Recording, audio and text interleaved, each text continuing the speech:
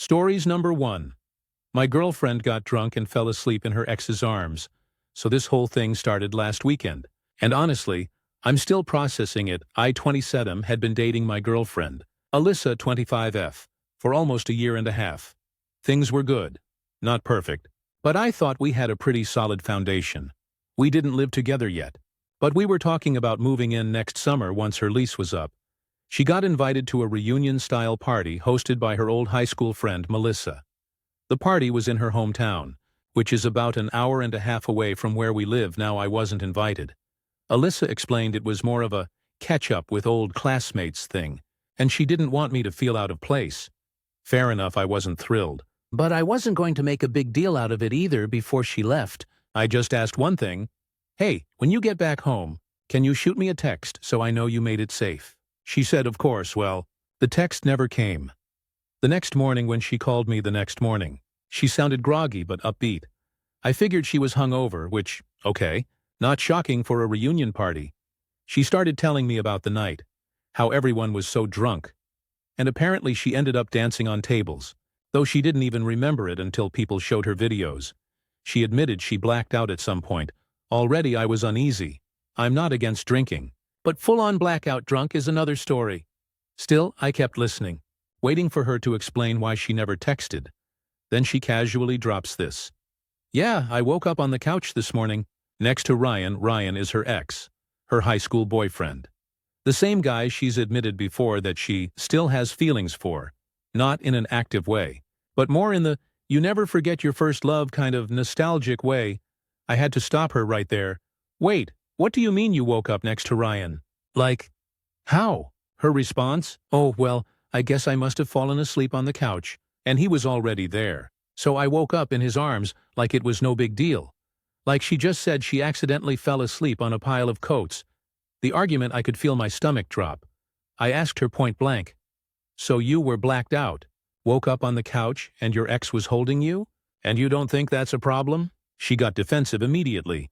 Nothing happened, okay? I swear we just fell asleep. It wasn't like that, I pushed.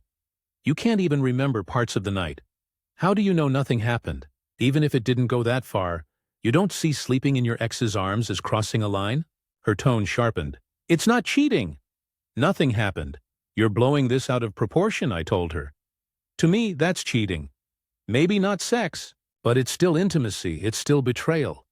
If I got blackout drunk and you found out I woke up wrapped up with one of my exes, would you honestly just shrug it off? She didn't answer that. Instead, she doubled down.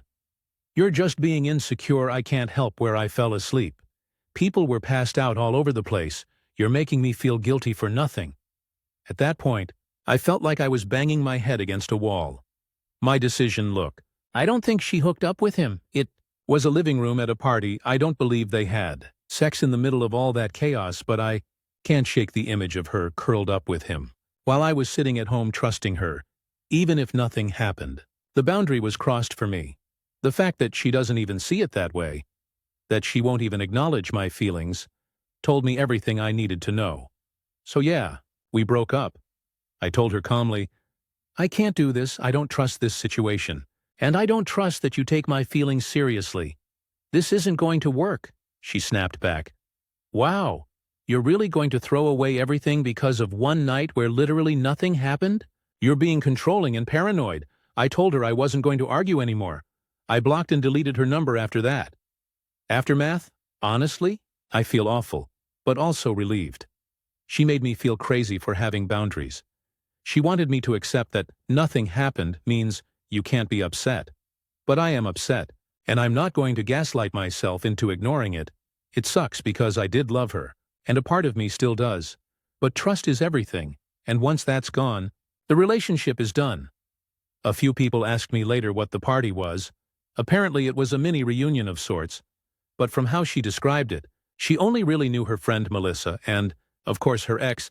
That makes it sting even more. Like, she basically went back into an environment where she was bound to run into him, blacked out, and then ended up asleep with him.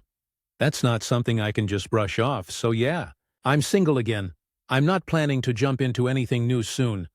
I'm going to take time for myself, focus on my well-being, and figure out what boundaries I need to set for my future relationships, because clearly, this one showed me where my lines are. Update. My girlfriend got drunk and fell asleep in her ex's arms. Hey everyone. A lot of people asked me to update if anything happened after my breakup with Alyssa. So here I am. It's been a few weeks and things have been eventful, to say the least. When I made the original post, I was still in that angry but relieved phase. I blocked her number and thought that would be it. Well, apparently Alyssa wasn't ready to let things go that easily. The first contact, 2 days after I blocked her, she showed up at my apartment, not banging on the door or anything. But she texted from outside using a different number, her friend's phone. She asked if we could talk just for 5 minutes. Against my better judgment, I let her in. She looked rough, puffy eyes, clearly had been crying. The first thing she said was, "I can't believe you'd throw away what we had over one night where literally nothing happened." I told her again, "It's not just about that night. It's about the fact that you don't even see the issue. You don't respect my boundary. You're telling me my feelings aren't valid, and that's not something I can keep doing." She went quiet for a second, then started crying harder. She admitted that she did know how it looked, and that she probably would have been furious if the roles were reversed. But instead of owning that, she tried to flip it back to, "I only ended up there because I was so drunk. If you trusted me, you wouldn't think I'd ever cheat." That was kind of the final nail for me, I told her. This isn't about trust anymore. It's about respect. You don't respect me enough to even say, "Yeah, that was inappropriate and I understand why you're upset." She left after that, slamming the door. The mutual friend drama a few days later. Melissa, the friend who hosted the party, reached out to me through Instagram. She said she'd heard Alyssa and I broke up, and she felt like I deserved the truth. According to Melissa, Alyssa and Ryan, the ex, were very cozy at the party, like dancing together, laughing with their heads close, sitting together most of the night before the couch incident. Melissa swore nothing sexual happened, but she said it definitely wasn't just two friends catching up that stung, because Alyssa had downplayed the entire night as if she barely interacted with Ryan until she accidentally woke up next to him. Hearing otherwise confirmed that my gut was right. It wasn't just falling asleep. It was a slow build of choices that crossed lines way before the couch. Ryan, the ex, this part blew my mind. Ryan actually messaged me on Facebook. He said he just wanted to clear the air and that nothing physical happened between him and Alyssa. He claimed she cried at one point about missing me and that he was just comforting her. I didn't respond. Honestly, I don't care what he has to say, but the fact that he even felt the need to reach out tells me the gossip got around fast. Alyssa's second attempt.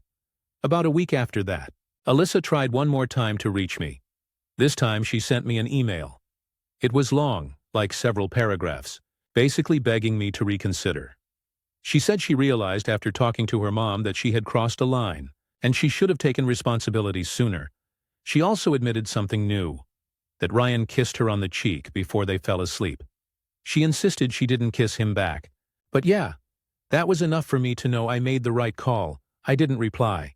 I archived the email and left it at that. How I feel now, honestly, I feel lighter.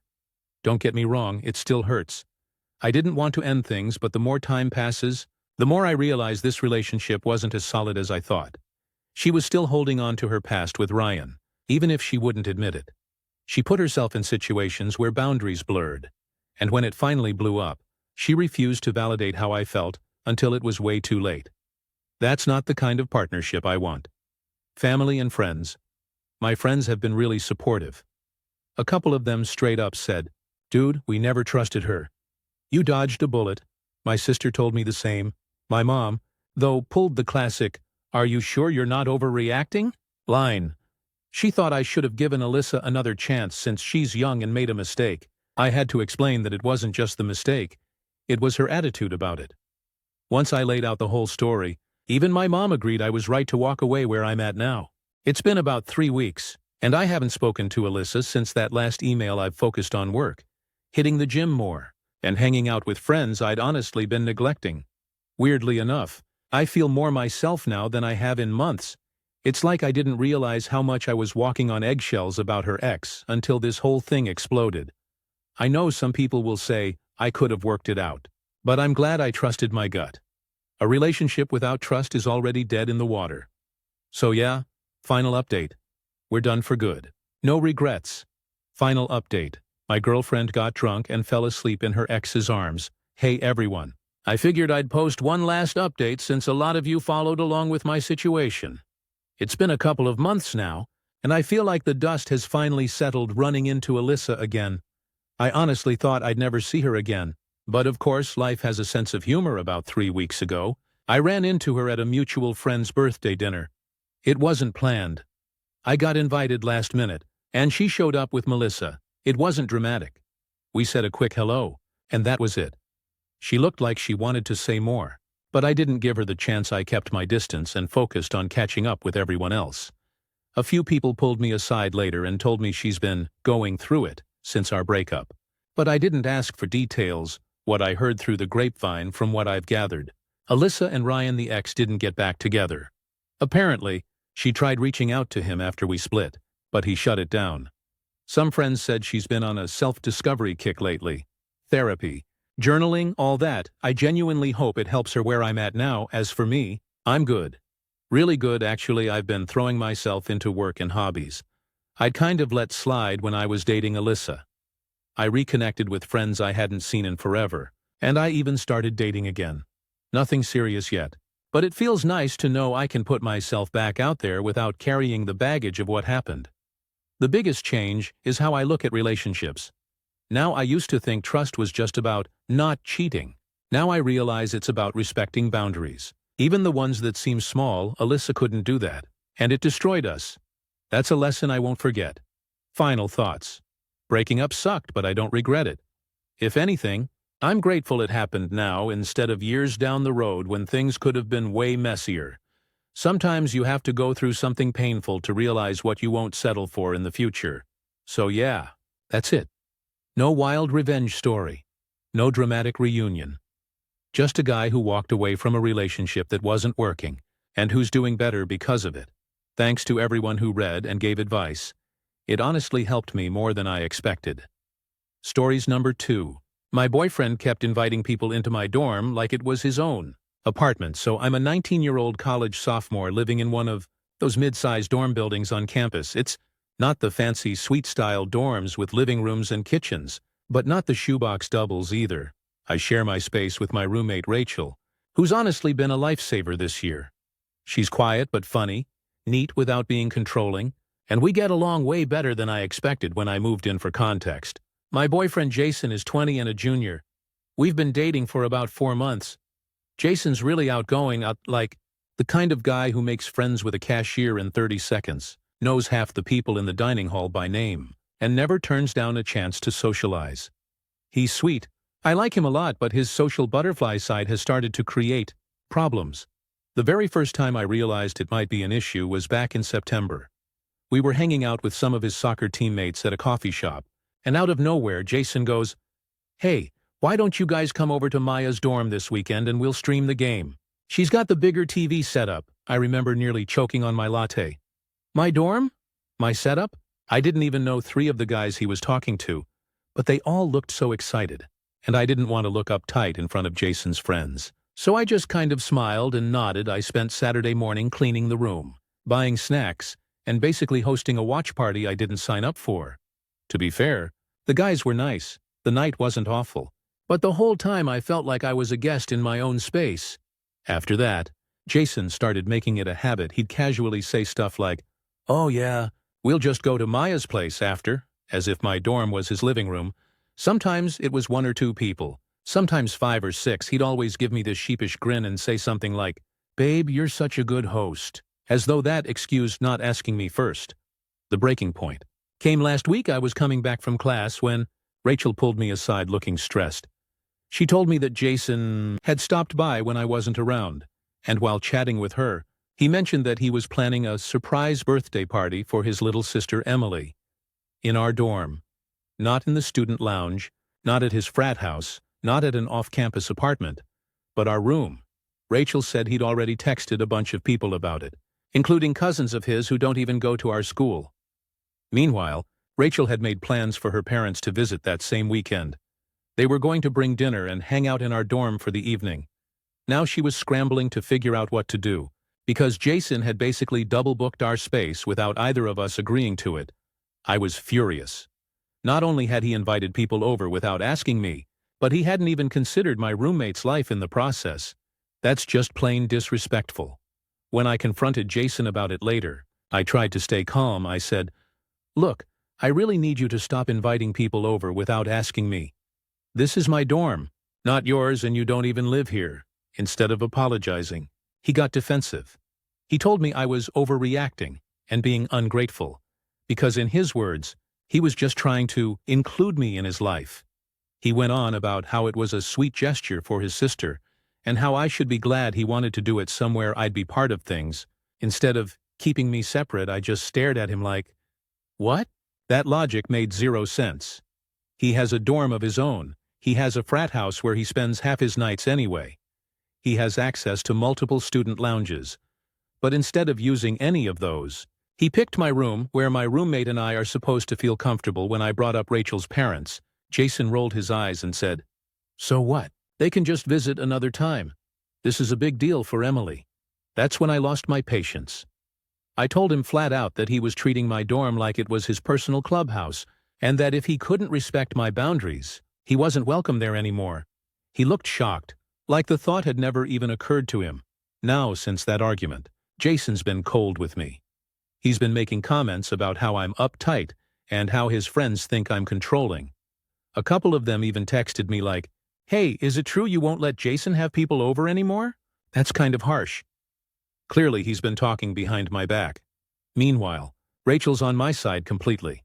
She told me it's my space too, and if I don't draw the line now, Jason will just keep walking all over me. The thing is, I don't want to break up over this.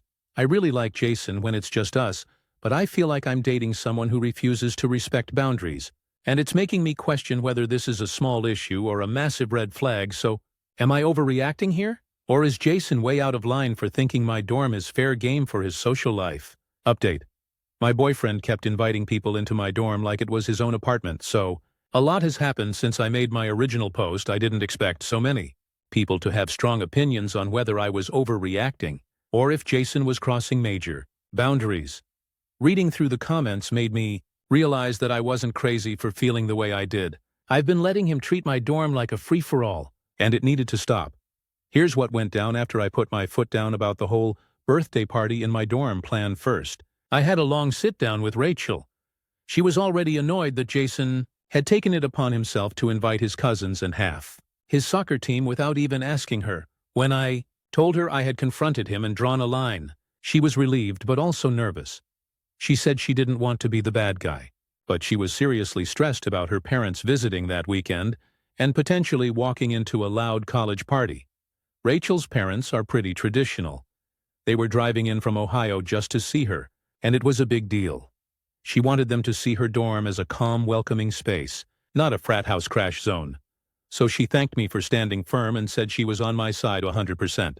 Honestly, that support meant a lot then. I had to talk to Jason again. I asked him to meet me at the campus coffee shop because I didn't want another argument happening in my dorm where Rachel could hear everything. The conversation started out okay, but it went downhill fast. Jason doubled down on the "you're being dramatic" line. He actually said, "Maya, this isn't a big deal. Everyone crashes at each other's places all the time. Why are you acting like I'm moving in?" I reminded him that this wasn't about crashing. This was about him planning entire events behind my back in a space he doesn't even live in. I told him again that he has plenty of other places he could host his sister's party, but my dorm was off limits. That's when he hit me with something I didn't expect. He said, "You're making me look bad in front of my family. They'll think I don't care about Emily's birthday." I was floored. How did this turn into me sabotaging his family image? I told him it was unfair to put that on me when he could have easily planned the party anywhere else. He kept saying, "It would have been so easy if you just said yes." And I finally snapped, "Jason, it's not about easy, it's about respect.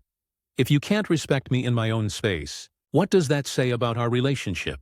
He got really quiet after that. We sat in silence for a bit before he muttered something like, "You don't get how important this is to me." And then he left that night. I got a bunch of texts from his friends again, some of them not so subtly blaming me for ruining his plans. I didn't reply, but what really sealed it for me was when his sister Emily, the birthday girl, messaged me herself. She said Jason had told her that I refused to let him celebrate her birthday, and that she felt really hurt. That's when I lost it. I called Jason immediately and told him he had no right to throw me under the bus like that. He twisted the story to make me look like the villain, when all I did was enforce a normal boundary. I told him if he wanted to keep dating me, the bare minimum was being honest and not dragging me through the mud with his family. The call ended with him saying, "Maybe you're not cut out to be with someone as social as me." That stung, but weirdly enough, it also made things clearer because he's right. I can't be with someone who thinks social means ignoring boundaries and making his girlfriend look like a killjoy to justify his actions. Since then, Rachel's parents came to visit, and everything went smoothly. We had a quiet night with takeout and a little campus tour. Rachel told me later she's never been more grateful that I stood up to Jason. She said, "You basically saved me from a meltdown." As for Jason, he ended up hosting Emily's birthday at his frat house. From what I heard, it was loud, messy, and got shut down by campus security around midnight. Part of me felt a little bad for Emily, but at the same time, that's not on me. Jason and I haven't officially broken up yet, but we're taking space. He hasn't been over to my dorm since, which honestly feels like a huge weight lifted. I don't know if we'll make it, because the more I think about it, the more I realize this isn't just about the dorm, it's about respect, honesty, and whether he sees me as a partner or just a convenient backdrop for his life. Final update. My boyfriend kept inviting people into my dorm like it was his own apartment. Alright, so this will be my last update, because things have finally settled, and I feel like I owe closure after everything that's happened. After my last post, Jason and I took some space by space. I mean, he basically stopped coming around unless it was to argue that I was being unfair. For a while, I thought maybe we could work through it if he just understood where I was coming from. But the more I replayed things in my head, the more I realized that this wasn't about a one-off party. It was a pattern. Started noticing that Jason always framed my boundaries as inconveniences for him. If I said I couldn't go to one of his soccer parties because I had an exam, he'd call me antisocial. If I didn't want random people crashing in my dorm, I was dramatic. If I didn't immediately agree to his plans, I was making him look bad. It was never about compromise, just about me bending. The breaking point came a week after his sister's birthday. He texted me saying some of his teammates were going to swing by my dorm before a game because it was closer to the stadium. No heads up, no asking. Just another assumption that my space was community property. When I reminded him again that this wasn't okay, he said, "You're being controlling. You're making me choose between you and my friends." That hit me like a ton of bricks, because I never asked him to choose. I just asked for respect, so I broke up with him. I told him directly, "If you can't respect me in my own space, then you don't respect me, period, and I can't keep doing this." He didn't take it well. He tried to spin it again, saying I was throwing away something good over nothing. But here's the thing. Respect is not nothing. Having a partner who listens and values your comfort is not nothing. Blocked him on social media after he sent me a long rant about how I'd regret losing the most social guy on campus. Honestly, all it did was make me laugh. I don't regret it for a second. Since the breakup, I've noticed how much lighter I feel. My dorm feels like mine again.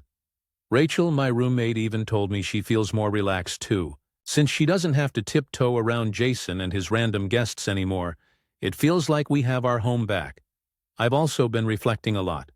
When I first posted, I genuinely wondered if I was overreacting. Now, I realize how easy it is to doubt yourself when someone keeps minimizing your feelings. That's not a healthy relationship. A good partner doesn't make you second-guess your right to basic boundaries. Rachel and I actually had a long late-night chat about it, and she said something that stuck with me. Your dorm is your safe space. If he couldn't get that, then he wasn't the right guy for you. She's right, and honestly, I think this was a good lesson for me at 19. Better to learn now than waste years letting someone bulldoze over my boundaries.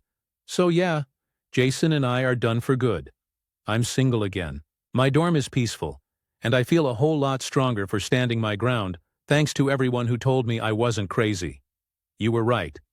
Stories. Number 3. Am I overreacting?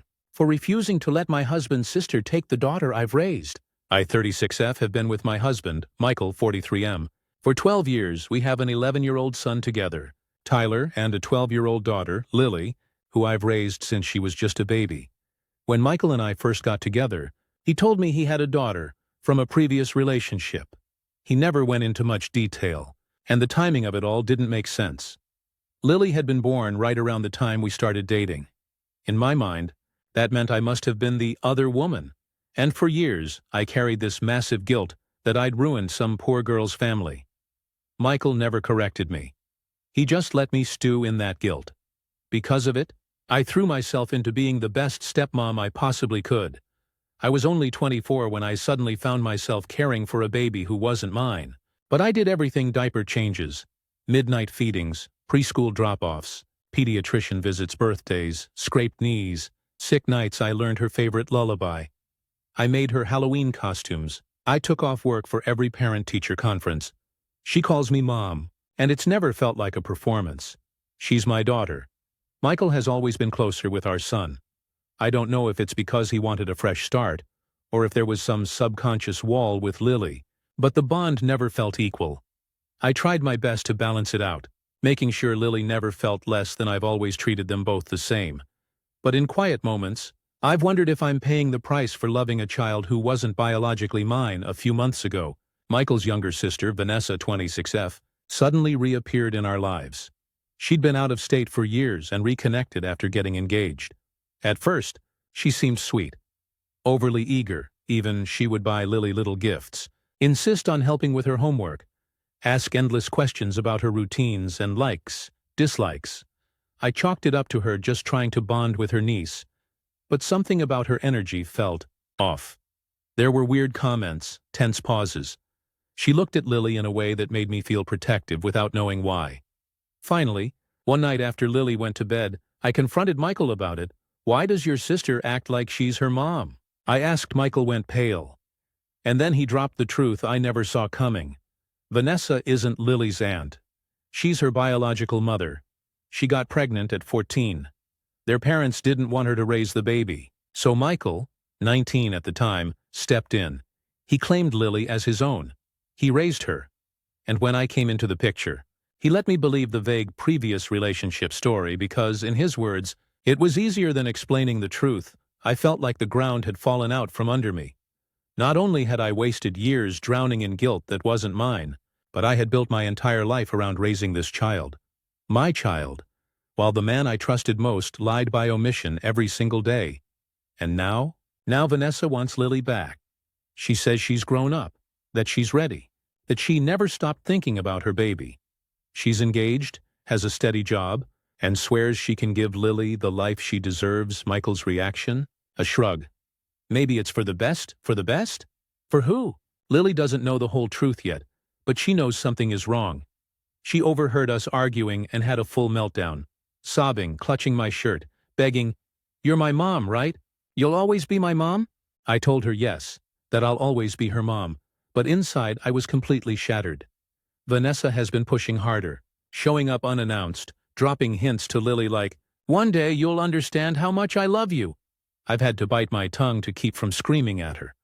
I don't care what biology says. I have raised Lily since she was in diapers.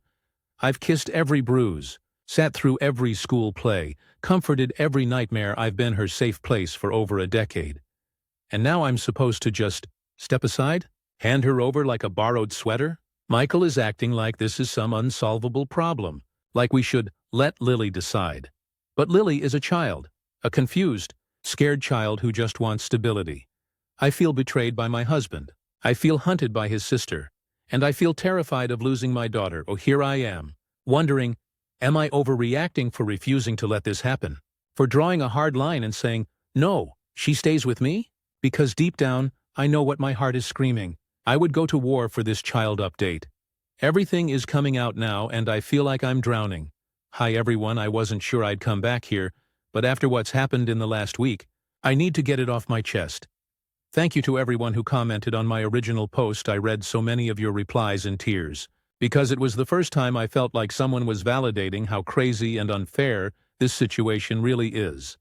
So much has happened since I posted first. My husband's sister, let's call her Rachel, showed up at our house 2 days later completely unannounced. My daughter was at a sleepover, thankfully, Because Rachel came in with this whole, "I've thought a lot about it and I want my daughter back" speech. She kept saying she'd been robbed of her childhood and that this was her chance to make things right. I just stared at her. I told her point blank, "You don't just walk in after 12 years and decide you want to play mom." She rolled her eyes and said I was selfish and clinging to something that was never mine. My husband didn't say a word. He just sat there like a statue. That was the moment something in me cracked. I told Rachel to leave and that until she could respect boundaries, she wasn't welcome in my home. She left, slamming the door, yelling that I wouldn't win afterward. I turned to my husband and asked, "Why aren't you defending me? Why aren't you protecting our daughter?" And he said, "Because technically, she isn't ours. She's Rachel's." That absolutely destroyed me. I reminded him that I've been her mom since she was a baby. I've wiped her tears, packed her lunches, sat through every doctor visit, every parent-teacher meeting, every school play. Rachel wasn't there. He wasn't even always there. I was. And now he has the nerve to sit there and reduce me to, what? A babysitter? We had the worst fight we've ever had that night. The next day, I took my daughter, I'll call her Emily, out to breakfast. She could tell something was off and kept asking questions. She's not stupid. She knows something is wrong. Finally, she looked me dead in the eye and asked, "Mom, are you going to leave me?" I broke. I just held her and told her, "Never, you're my daughter forever, no matter what anyone says." She cried into my arms, and I think that's when she realized this situation runs deeper than she knows. Meanwhile, Rachel keeps texting me, saying she's lawyered up, and that I should get ready. I don't even know if that's true or if she's just trying to scare me, but my anxiety has been through the roof. The thing that kills me the most is my husband's passivity. He's acting like this is inevitable, like Rachel has some divine right, and I'm just in the way. He actually had the audacity to say, "Maybe Emily would be better off with her real mom." I snapped. I told him if he truly believes that, then he doesn't know me, and he doesn't know Emily. I told him if Rachel wants to go to court, fine, we'll fight.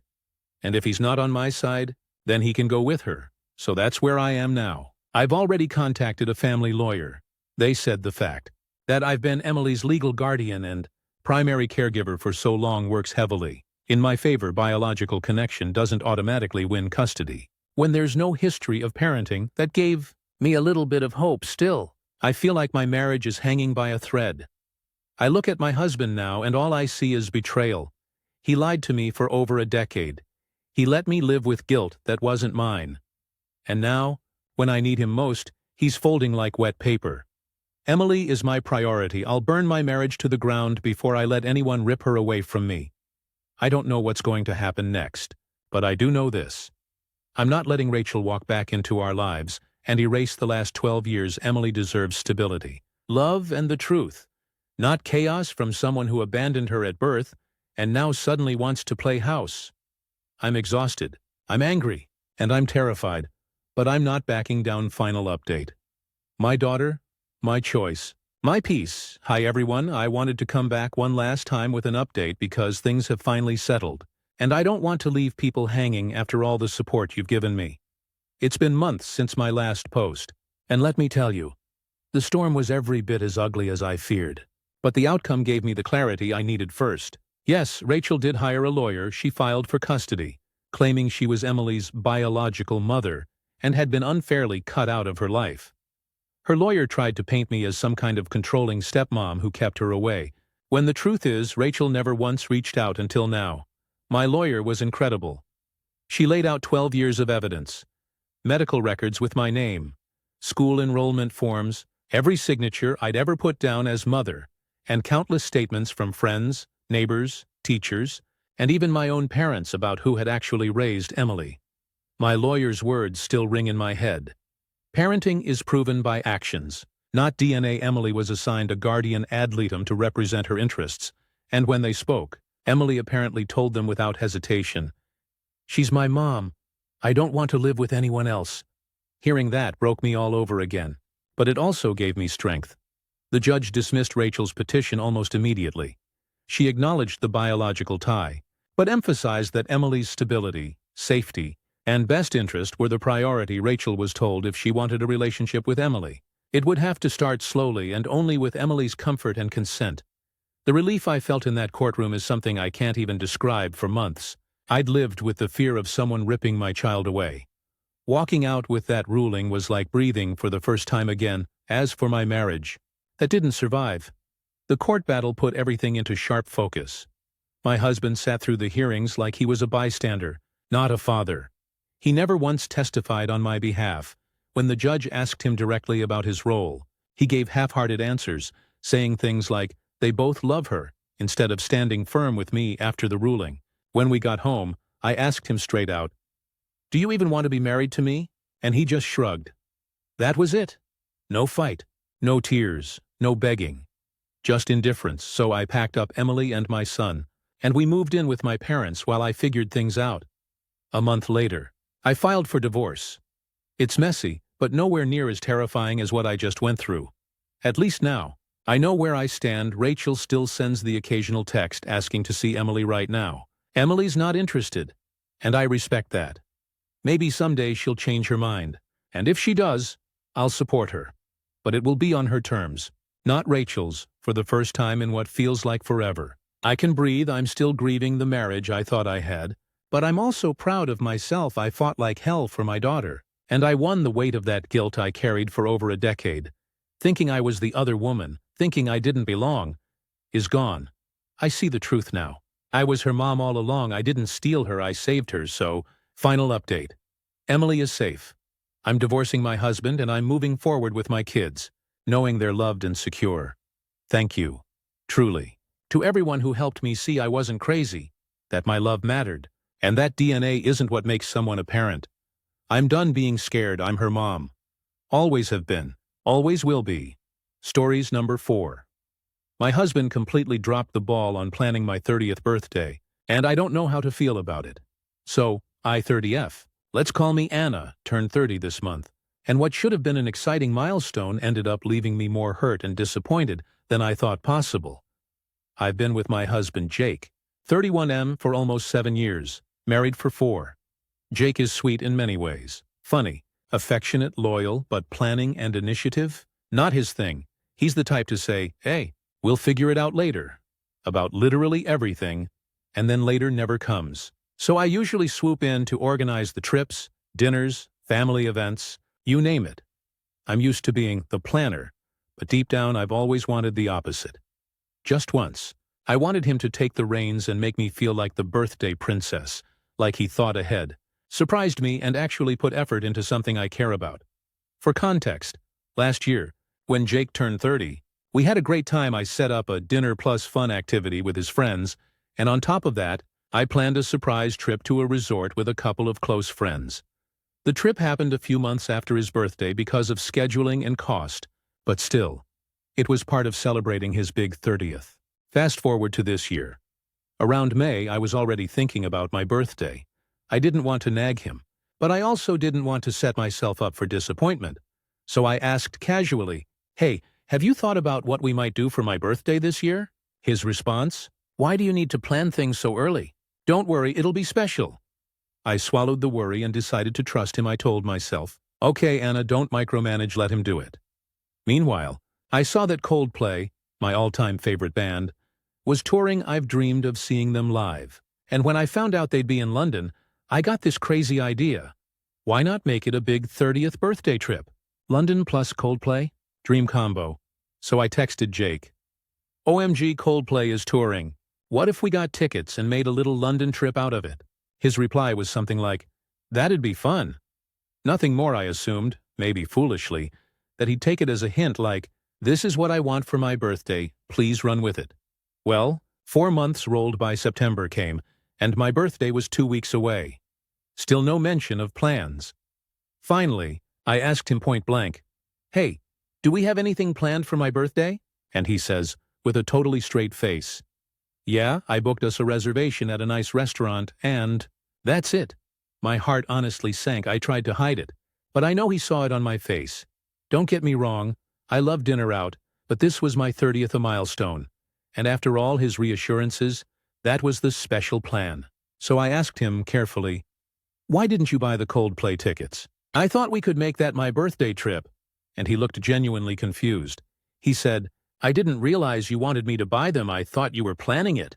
I was floored, like I had literally texted him about it months ago. Did he really not connect the dots that this was the thing I wanted? I told him I just wished he'd tried harder to surprise me, to take initiative, to make me feel like he actually put effort into my birthday. And his response? He got defensive. He said, "I planned it like you planned my birthday. We did dinner, right?" I had to remind him, "Jake, I also planned the resort trip for you." He brushed it off, saying the trip didn't count because it was months later and more of a group vacation than a birthday trip. I told him that was insulting. Like the time, money and effort I put into it meant nothing. We ended up arguing.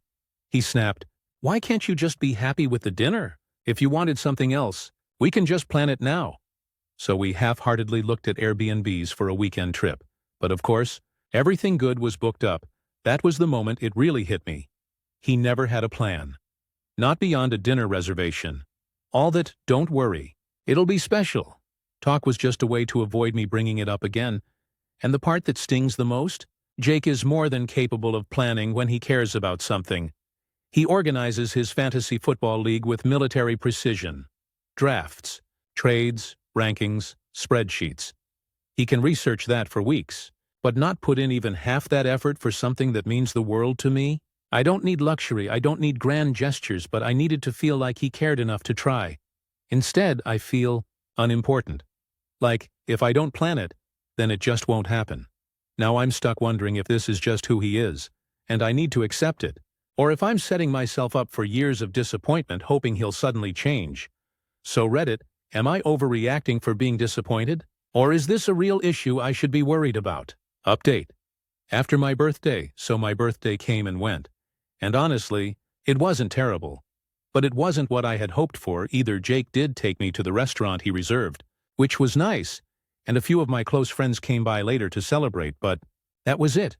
No London trip, no Coldplay, no little surprises.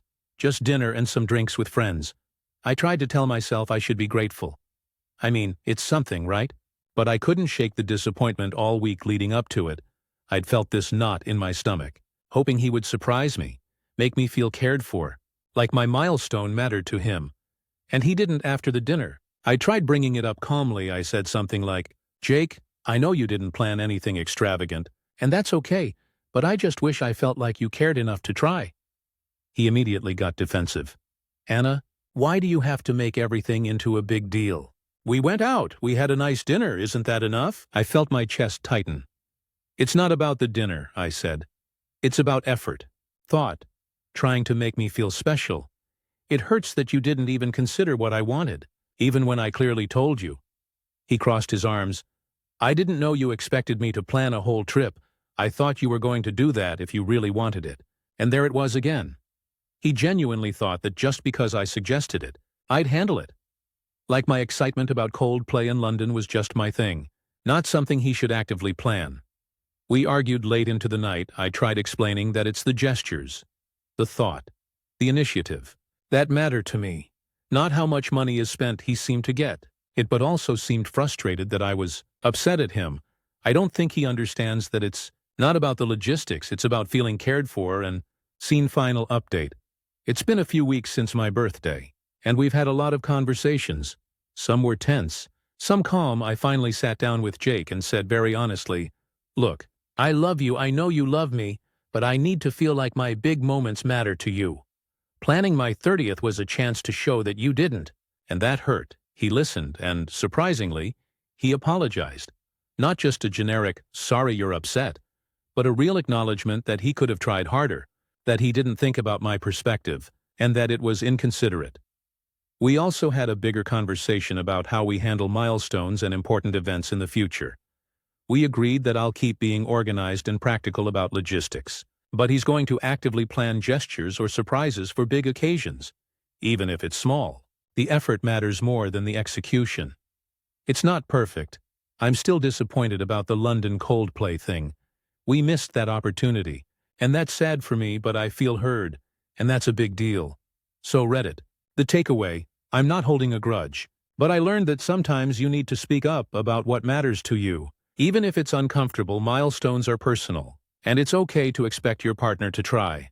I just hope Jake remembers this lesson for the next big occasion, and maybe finally plans that surprise without me having to spell it out. Stories number 5. So I work in an office that's honestly pretty normal. Cubicles, coffee pot that burns the bottom layer by noon, people who mostly keep to themselves, except we have one person who has turned sticky notes into her whole personality. Let's call her Denise. Denise does not talk like a normal human being. She does not email. She does not tap you on the shoulder and ask a quick question. No, she communicates exclusively through neon post-it notes. And it's not even like they're reminders or helpful tips. They're judgmental little daggers disguised with a smiley face. Examples: please remember to clean up after using the microwave. Some of us care about hygiene. Don't forget to CC the right people next time. It saves me a lot of trouble. Your stapler is too loud. Please be mindful. Every single one has that cursed smiley at the end, like it erases the fact that she's scolding you at first. It was kind of funny. We'd roll our eyes and joke that Denise had a romance going with her post-it pad. But then it started happening constantly. I once left for lunch and came back to a note stuck to my monitor that said, "Your screen is too bright and it's distracting me." Mind you, Denise sits on the other side of the office. She had to physically walk across the room, stick it on my computer, and then walk back. All instead of just saying, "Hey, could you lower your brightness?" She's left notes on literally everything. The fridge. Please don't forget to wipe spills. The coffee pot. Whoever takes the last cup, please make a new batch. Chairs. Please don't roll mine out of place. Someone's lunch bag. Please don't bring strong-smelling food. It makes the office unpleasant. The absolute worst was when she taped a note to the bathroom mirror that said, "Some of us would appreciate it if you flushed more thoroughly." Nobody ever admitted to being the offender. But we all knew Denise had officially gone off the rails. The rest of us tried talking to our manager about it, but he refuses to step in. His actual words were, "Well, at least she's detail-oriented, and better than her bottling it up." Meanwhile, the rest of us are in what feels like a Cold War, where every brightly colored square is another passive-aggressive missile. It's exhausting. I can't even look at a post-it pad anymore without feeling stress. A few coworkers and I have joked about starting to leave anonymous notes on her desk.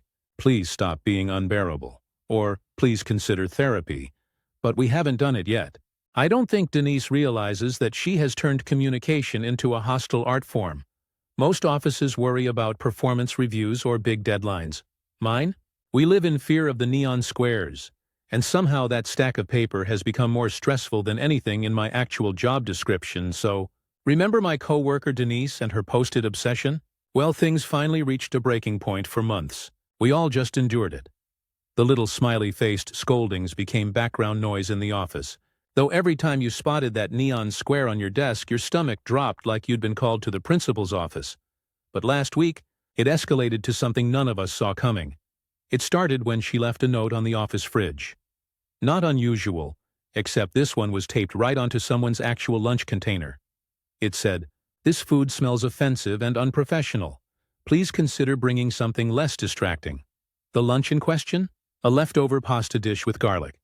Totally normal. Nothing extreme. The container belonged to my coworker Brian, who is the most even-keeled, non-confrontational guy you could meet. But he'd had enough.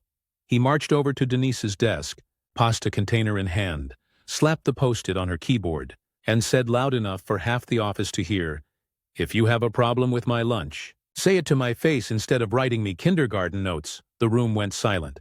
Denise froze, then started rambling about professional courtesy and setting standards. Brian cut her off and said, "You're not my manager, Denise, stop acting like it." That was the first open confrontation, and it cracked something open in the office. Suddenly, everyone started talking about how fed up they were. Turns out people had whole collections of her notes saved, like a weird shrine of passive aggression. One coworker pulled out a drawer full of them. Another admitted she stopped bringing her favorite tea because Denise kept leaving notes about strong smells. By Friday, the sticky notes weren't just annoying, they were officially the office drama. Even our manager couldn't ignore it anymore when he walked in and saw a cluster of people comparing notes like trading cards. He called Denise into his office, and she came out later looking furious. But here's the kicker. On Monday morning, We arrived to find a massive neon poster taped to the break room door. It said, "If you all have concerns about my communication, you should have spoken to me directly instead of gossiping. Post-its are an efficient system, and I will continue using them." Yes, she made a poster-sized post-it that was the last straw. HR got involved after someone snapped a picture and sent it in with a complaint. HR scheduled a meeting with the whole department, and it turned into a venting session where nearly everyone said Denise's notes made the office feel hostile. The outcome: Denise has been encouraged, told to stop using sticky notes as her primary form of communication. She can still use them for personal reminders, but if she has an issue with someone, she has to either talk to them directly or send an email. HR is also making her go through professional communication training. The funniest part? Now the rest of us have turned it into a running joke. We leave fake notes for each other like, "Please stop working so hard. It makes the rest of us look bad." Or, "Your typing speed is intimidating. Please slow down." We stick them on each other's monitors and laugh instead of flinch. The office feels lighter, but every time I see a pack of neon squares, I still twitch. Denise hasn't left a single note since HR stepped in, but she's clearly bitter about it. She barely talks now, just huffs and mutters under her breath. Honestly, I'll take the silence over the paper attacks. I never thought my workplace's biggest source of stress would be 2-inch squares of neon paper, but here we are. At least for now, the sticky note saga has finally calmed down. Well, it finally happened. The sticky note saga has officially come to an end after HR's professional communication mandate. Denise tried to behave for about a month. No post-its, no smiley-faced scoldings. She stuck to short, stiff emails and awkward silences. It was like living with a sulky teenager in the office, but you could tell she was itching for her old system. We caught her once scribbling a note and tucking it into her desk drawer like she was sneaking a cigarette. Then came the breaking point. A couple weeks ago, the office printer jammed like it always does, and instead of submitting a ticket or telling our manager, Denise taped, 4 giant post-its to the machine that read, "Please do not use broken. Some people don't care about equipment." It was like she'd been storing them up. Our manager found it, rolled his eyes, and pulled the notes off that same afternoon. HR called her back in. And this time, instead of a warning, she was put on a performance improvement plan. Denise did not take it well. She stormed out one day at lunch and didn't come back. The following week, we got an email from HR saying she had chosen to pursue other opportunities. Since then, the vibe in the office has been, honestly, great. Nobody misses being ambushed by neon squares of judgment. People joke about the post-it years, like it's some weird office legend. We even framed one of her old notes, the infamous, "Your stapler is too loud," and hung it in the break room like a relic. Do I feel bad? A little. I don't think Denise was a bad person at heart. I think she just didn't realize how alienating her communication style was, and when confronted, she doubled down instead of adjusting. But at the end of the day, an office is supposed to feel like a team, not like you're being graded by a passive-aggressive hall monitor. And now, without the post-it patrol, it finally does. So yeah, Denise is gone, the sticky notes are gone, and the rest of us can breathe again. The only post-its left in the office now are holding reminders like, "Pick up donuts Friday," which, honestly, is the only proper use for them. Stories number 6. My ex wants me to be his storage unit forever. So here's the deal. I'm 36F, and I just separated from my partner of 75 years, 36M. We're still on decent terms, no screaming matches, no cheating scandals, nothing like that. It's been pretty amicable, which is a relief. We always kept our finances separate. He had a head start when we met since he'd been working for years and had savings. While I was still in school these days, I make more money than him. But either way, we never combined accounts. We don't have kids, and there's no shared house or car to deal with. Just the usual splitting up furniture and deciding who gets what. When we agreed to separate, I decided to finally buy my first house. It's modest, but the mortgage is about the same as renting, and it felt like the right move. He, on the other hand, tried to buy, but couldn't pass the credit check. His broker told him if he made some changes, he'd be good to go in about 3 months. In the meantime, he arranged to stay with a friend. Here's where the problem started. He's a hoarder. Our garage and attic were crammed with his stuff, boxes of random junk, collections of things he hasn't touched in years, just mountains of it. My new house came with a large shed, and trying to be supportive, I told him he could use it to store his things temporarily until he got into his own place. He was so relieved, and I felt good about offering. At the time, fast forward to this week, he came over and casually mentioned that instead of staying with his friend short-term, he's moving into some full-board setup, basically a place that gives him meals for $200 a week. He makes around $75K a year, so it's not like he can't afford other options. But then he dropped the bomb. He wants to stay there for a full year. That means he expects me to keep storing his mountain of stuff for over a year. When he said that, I snapped. I told him my original offer was only because I thought it was going to be 3 months, not 6 months, not a year. 3. I don't want my new house's shed permanently crammed with his junk while he lives comfortably somewhere else. I told him that if he planned to extend things that long, my offer was off the table. Now he's sulking and calling me unfair for going back on my word. He says I promised, and that backing out now is punishing him. He's upset, and honestly I feel a little guilty for snapping. But at the same time, I don't think it's fair that I should be the storage unit for my ex while he takes his sweet time figuring out his life. So now I'm stuck asking myself, was I too harsh? Or is this just me finally setting boundaries after years of enabling his hoarding? So, after my original post blew up, I read through a ton of comments, and wow, most of you were on the same page.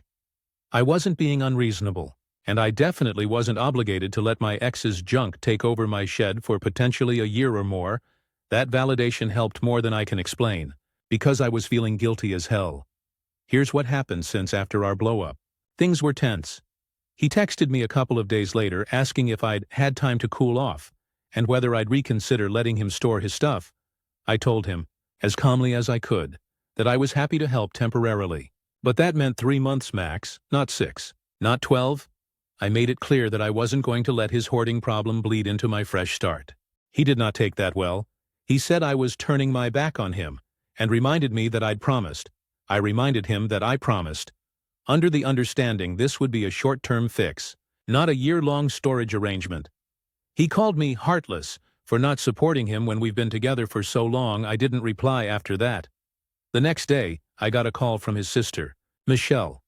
She thanked me for posting about this. Apparently someone in her friend group sent her my Reddit post. Small world, right? And said my ex's hoarding has been a family issue for years. She told me that her parents had cleared out 2 of their spare rooms for him before, and they're both still stacked floor to ceiling with boxes.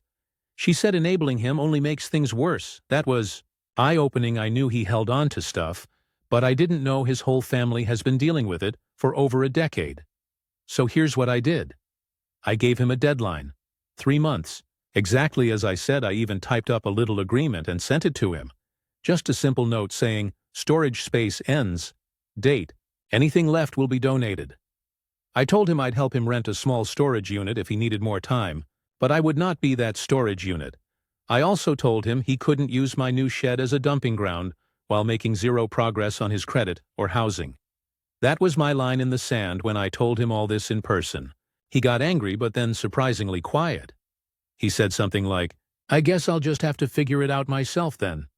Honestly, I think it finally clicked that I wasn't bluffing. Since then, he's moved about a quarter of his stuff into his friend's basement. He also looked into a storage facility nearby. Michelle texted me to say I probably did the right thing, because if I hadn't, he would have happily left everything at my place indefinitely. So yeah, that's where things stand now. My shed isn't bursting at the seams. I'm holding my boundaries, and my ex is, slowly, starting to take responsibility for his own things. I still feel a little bad, because I know he's struggling, but I also feel a huge sense of relief. For the first time in years, I feel like my home and my future are actually mine. And for those who asked if I regret separating, reading these comments and living through this situation has only confirmed that we made the right call. I'll keep you all posted if anything wild happens. But for now, boundaries are in place and my shed is safe. All right, here's the last update because things finally came to a close. And honestly, it's a mix of relief and exhaustion. The 3-month deadline I gave him came and went. At first, I thought he was actually going to handle it. He moved a chunk of boxes into his friend's basement and even rented a small storage unit. But then the excuses started creeping back in. Suddenly, The storage unit was too expensive, and he didn't have the time to go through everything weeks past, and the shed was still half full. When the final week before the deadline came, I reminded him again in writing that whatever was left would be donated. He got angry, said I was choosing junk over loyalty, and tried to guilt me about everything we'd been through. I didn't argue, I just repeated the deadline. The actual deadline day came, and, no surprise, half his stuff was still in there. I stuck to my word. I rented a small trailer, called a donation center, and loaded everything up. It felt surreal, lifting those boxes, knowing how much he obsessed over them. But I wasn't about to break my boundary, of course. He flipped out when he found out. He accused me of ruining his life and said I had no right. But here's the thing. He had 3 months. He had offers from family, from friends, from an actual storage unit. He just didn't want to face the reality of his hoarding problem. Michelle, his sister, texted me after she heard, and she actually thanked me. She said maybe losing some of that stuff would finally push him to see how out of control it's gotten. She also told me he's already trying to blame her now. So at least I'm not the only one he's deflecting onto. I won't lie, I felt guilty as hell while hauling those boxes away. But when I closed the shed doors after it was finally empty, the peace I felt was something I can't even describe. For the first time, I wasn't living under the weight of his clutter, literally and emotionally. So yeah, it's done. My ex and I aren't in contact anymore, which feels like the healthiest option. The shed is mine. My space is mine. My future is mine. And honestly, I don't regret a thing. Stories number 7. I've been married to my husband, Mark, for 34 years. He's a wonderful man in so many ways. He's handsome, funny, works hard, and he's a great father to our kids. He cooks, cleans, helps with the yard, and has always been a solid partner in all the big parts of life. If I made a list of his good qualities, it would be long, but if I made a list of his bad ones, there would really only be one thing on it. He is absolutely awful at giving gifts. I don't mean he forgets. I mean he remembers, but what he comes up with is baffling. For decades, I've tried to make it easy for him. I've made lists. I've dropped hints. I've been direct and said, this is what I want for my birthday. Out of 34 years, he's only ever actually gotten me something I asked for once. One single time. The rest of the time, it's like he walks through the bargain aisle at Walgreens and just grabs the first thing he sees. I've unwrapped hot pads. More than once. The same exact kind. I've gotten keychains shaped like dream catchers, mouse pads, loofah sponges, to-go coffee mugs. Even though I barely use them at one point, I even received Mary Kay cosmetics from him, which I later found out he only bought because one of his co-workers was selling them. It's not that the gifts are useless. It's that they have no thought behind them. It feels like he just grabs whatever's closest instead of putting any effort into it. After a while, I gave up on certain holidays. Our anniversary? I don't even bring it up anymore. Mother's Day and Valentine's Day? If he remembers, it's a half-hearted trinket. I used to get mad, then sad, and then I just got numb to it. But this year, something broke in me. For my birthday, I opened his little wrapped package, and inside was a plastic ballpoint pen, the kind you'd grab in a 10-pack for $1. That's what he got me. No card, no note, not even a fancy pen, just one single plastic pen. I smiled when I opened it, because I've trained myself to be gracious. But later, when I sat alone and thought about it, I started crying. Not the quiet, pretty crying either. I mean full-on, ugly sobbing. It hit me harder than I expected, because all I could think was, does he even know me at all? Do I really matter to him if this is the best he can do after all these years? Eventually I told him, I said, I'd rather get no gift at all than something thoughtless like this. And then, I don't know what came over me. I snapped the pen in half right in front of him and threw it away. I felt dramatic, almost childish, but I was so hurt in that moment. The thing is, Mark is not a bad man. He doesn't cheat. He's not abusive. He doesn't gamble or drink too much. He's a genuinely good husband in all the ways that count. But when it comes to gifts, it's like he lives on a different planet. I don't think he means to be thoughtless. I think he just doesn't get it. He doesn't understand that the effort is the point, not the item itself, and now I feel torn. Part of me feels guilty for how I reacted, because he looked so stunned when I broke the pen. But another part of me feels like I had every right to be upset. After 34 years of trying to explain this to him, maybe he finally needed to see just how much it hurt. The ridiculous part. It's not about the pen. It never was. It's about wanting to feel like my partner knows me, that he listens, and that he actually puts thought into celebrating me once in a while. The pen was just the last straw. After I broke the pen, the room was silent for what felt like forever. Mark just stared at me, holding the empty wrapper like he was trying to figure out what he had done wrong. Or maybe what I had done wrong. I wanted to tell him it wasn't about the pen, but even saying that out loud made me feel shaky. Finally, he said quietly, I thought you'd like it. And I saw it then. The honest confusion in his eyes. He wasn't trying to hurt me. He didn't even realize he was hurting me. That's what made it worse in a way. I wanted him to understand that after all these years, the gestures matter more than the gifts themselves. We ended up sitting on the couch together, the broken pen between us, and I tried to explain. I told him about all the gifts over the years. The keychains, the loofahs, the mugs, the Mary Kay. I told him how much effort it takes for me to hide my disappointment, to smile and act grateful, when all I want is to feel seen. Mark listened, really listened. There were long pauses where I could see him thinking. He asked questions I hadn't expected. So you didn't like any of them? Was it the price or the thought? I told him it wasn't about money. I didn't care if the gift was expensive or cheap. I cared about effort and intention, about him actually taking the time to think about me. He sighed and said, I guess I just don't get it. I thought the things I got were useful. And that's when I realized. He never saw the gifts as symbolic in his mind. A pen is a pen. A mug is a mug. He never associated them with emotions or milestones.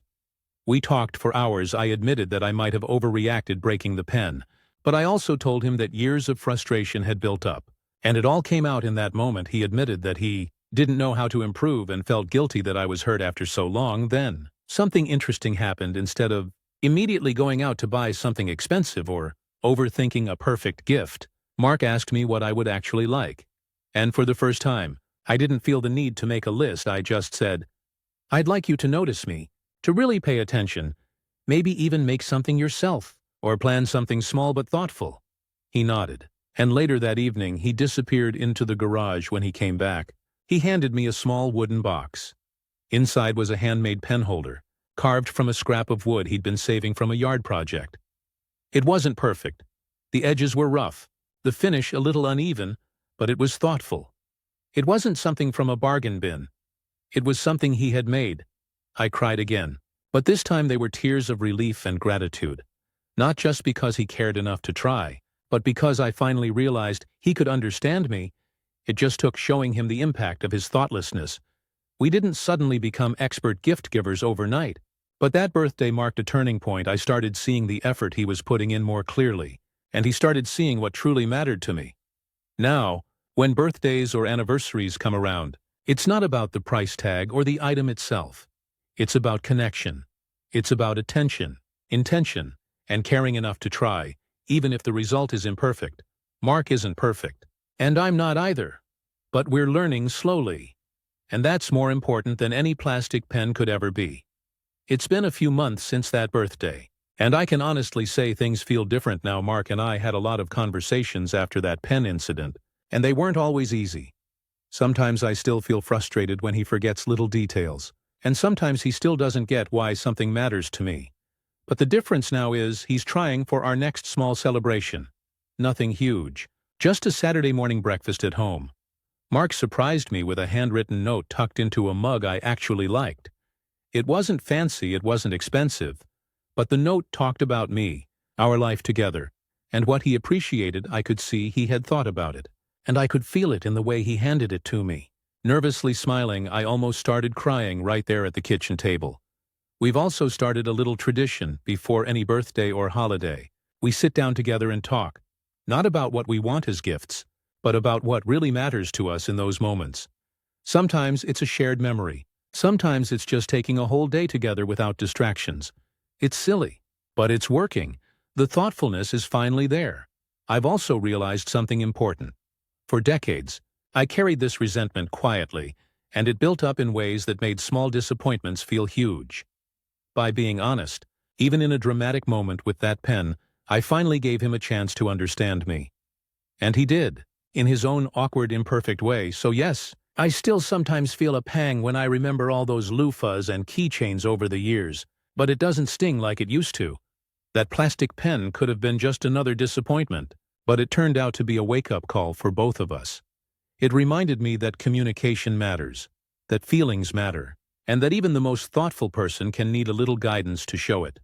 Mark is still Mark, sometimes clueless about gifts, sometimes fumbling, but now there's heart behind everything he gives, and I think, after 34 years, that's really all that matters. Stories number 8. My wife is cheating. Help me, I am 23, have been married to my wife for just over 5 years. We have a 4-year-old daughter. For the past week or two, I've had my suspicions that my wife was talking to someone and/or cheating on me last night after I got home. When she was asleep, I checked her phone and confirmed my suspicions. She has been talking to a coworker, and the texts from the past 2 days, previous texts were deleted, ranged from both of them saying "I love you" to making plans today for him to come to my house today while I am at work. While they didn't definitively say they were going to have sex, it was strongly implied. There is some evidence of other sexual acts already having taken place. I'm now sitting at a Waffle House after calling into work to say I'm not coming in. I'm planning on trying to get proof of the visit. If he does come over by watching when my alarm is disarmed through the app on my phone after my research, if it ends in divorce, if I can prove she has committed adultery, she will not be eligible for any alimony in my state. I could stop them from having sex by going home and confronting her before it happens. But it could cost me a lot in the long run. If our marriage does fall apart, I love her and don't want it to end. But I can't see how I can forgive her for this. Even if I confronted her now, I would always still feel the same as if she did have sex with him. This hurts so much. I love her more than anything, and I feel like there is a hole in my chest and lead in my stomach. I am physically hungry, but can't bring myself to eat because I am so nauseous I can't stop shaking. I can't think straight. I feel like a part of me has been ripped out. I am terrified of what this will mean for my life, and more that, the life of my daughter. I don't know what to do. Update. 1. First off, thanks for the silver. Too bad my first Reddit award had to be for this, but thanks nonetheless. Huge thanks to everyone for all the advice, suggestions, and support. While I still feel physically sick, I am able to think clearer thanks to everyone. I will keep you all updated as this unfolds. Update 2. I just want to say thanks again. I haven't left this post since I created it, and I've still not stopped reading. This is the only thing keeping me sane right now. If you are just getting here, please don't think because there are 250 plus comments that your opinion, advice isn't important. I've read every single comment with an open mind, and I am factoring all of them into what I do. Also, it really helps a lot. I have yet to confront them, as the guy hasn't shown up, and I don't think he will today at least. Maybe she caught on that I knew I tried to play it like nothing was wrong this morning when I left, but damn did it hurt. Not sure if she bought it. In their texts, they planned for him to come over Thursday morning. It is currently 12:40 p.m. If he doesn't show up, I think I'm going to talk to her about it tonight. Update 3. Every single one of you are awesome. You're really helping me get through this. The guy never showed up, so here is the current plan. I'm going to act like nothing is wrong for now.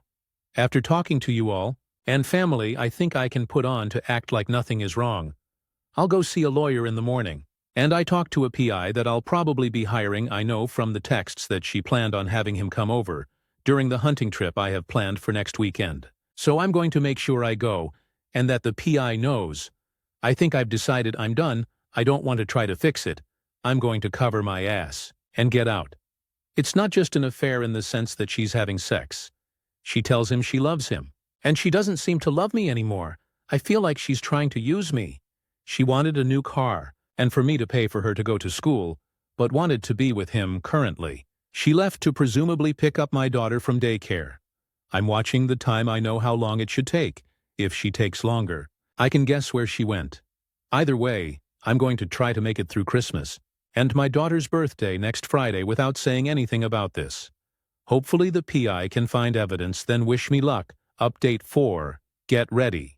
This is a big one, so I came home and acted normal. Everything seemed normal. We joked a bit, and fuck if that doesn't hurt when you're heartbroken, and had dinner. Sitting on the couch after dinner, she asks me to pause the TV, and asks when I was gonna mention it. I asked what it was, and she said she knew I saw the texts. Start the conversation. She tells me that he didn't come over, which I obviously knew, and that she told him she doesn't want to talk to him anymore. She blocked his number. Obviously, since she has done this, the original plan is off the table. I still love her. My heart is broken. I don't know if I can ever forgive her or trust her. I don't know if I can be in a relationship with her. She wants to work on us. I don't know if I am willing to or not. She says she was talking to him because she didn't feel wanted. She didn't feel a deep emotional connection between us, and he knew all the right things to say. She said she told him she couldn't be with him, and told him multiple times she was done with him. Yet here she is inviting him to our house. She said it wasn't a choice what she felt for him. The exact story was along the lines of, he was bagging at my register one day, and I accidentally touched his hand, and it was like electricity. I know you're probably reading this and thinking it's a load of BS. Yeah, me too. How am I supposed to trust her? I can't see her side of this. Should I give her a chance? Should I try to work on things? I don't know. Do I want to? Is it worth it? I have to figure all this out. I told her I can't decide. Now I have to think about it. I'm thinking about asking some coworkers, no family in town. Perks of being in the military if I can crash on their couch for a few days. Get away from it all and think. Of course I'd come back for Christmas for my daughter's sake. I don't see any point in hiring the PI now, as I genuinely don't think she'd sew anything for a while. Maybe I'm wrong. Obviously I have been before. I'm taking plenty of precautions in the meantime to make sure I know what she is doing, and if anything is questionable, I'm done. Of course I won't tell her about any of this. This will be my last update for today. Please continue to offer your perspective and advice, but I think this is largely a decision I'll have to make after due consideration. Update 5. Unanswered questions, my feelings, and the plan. I'm going to do a little Q&A section for the most asked questions. Q. How did she find out I know? 2 ways. She had a strong suspicion that I knew because when she woke up, there was a notification on her phone for a new screenshot, but when she clicked it, there was no file. She was 100% sure I knew once she found this post. Yup, she's seen it. She's probably reading this now. Hi wife, we'll get more into that later. Q. What did she say when I asked if she had sex with him? A. She said no. I am inclined to believe her, because many of the texts, including some the last ones, he was saying how excited he was to finally see how hot her pussy is. That's a direct quote from him from the texts. BTW.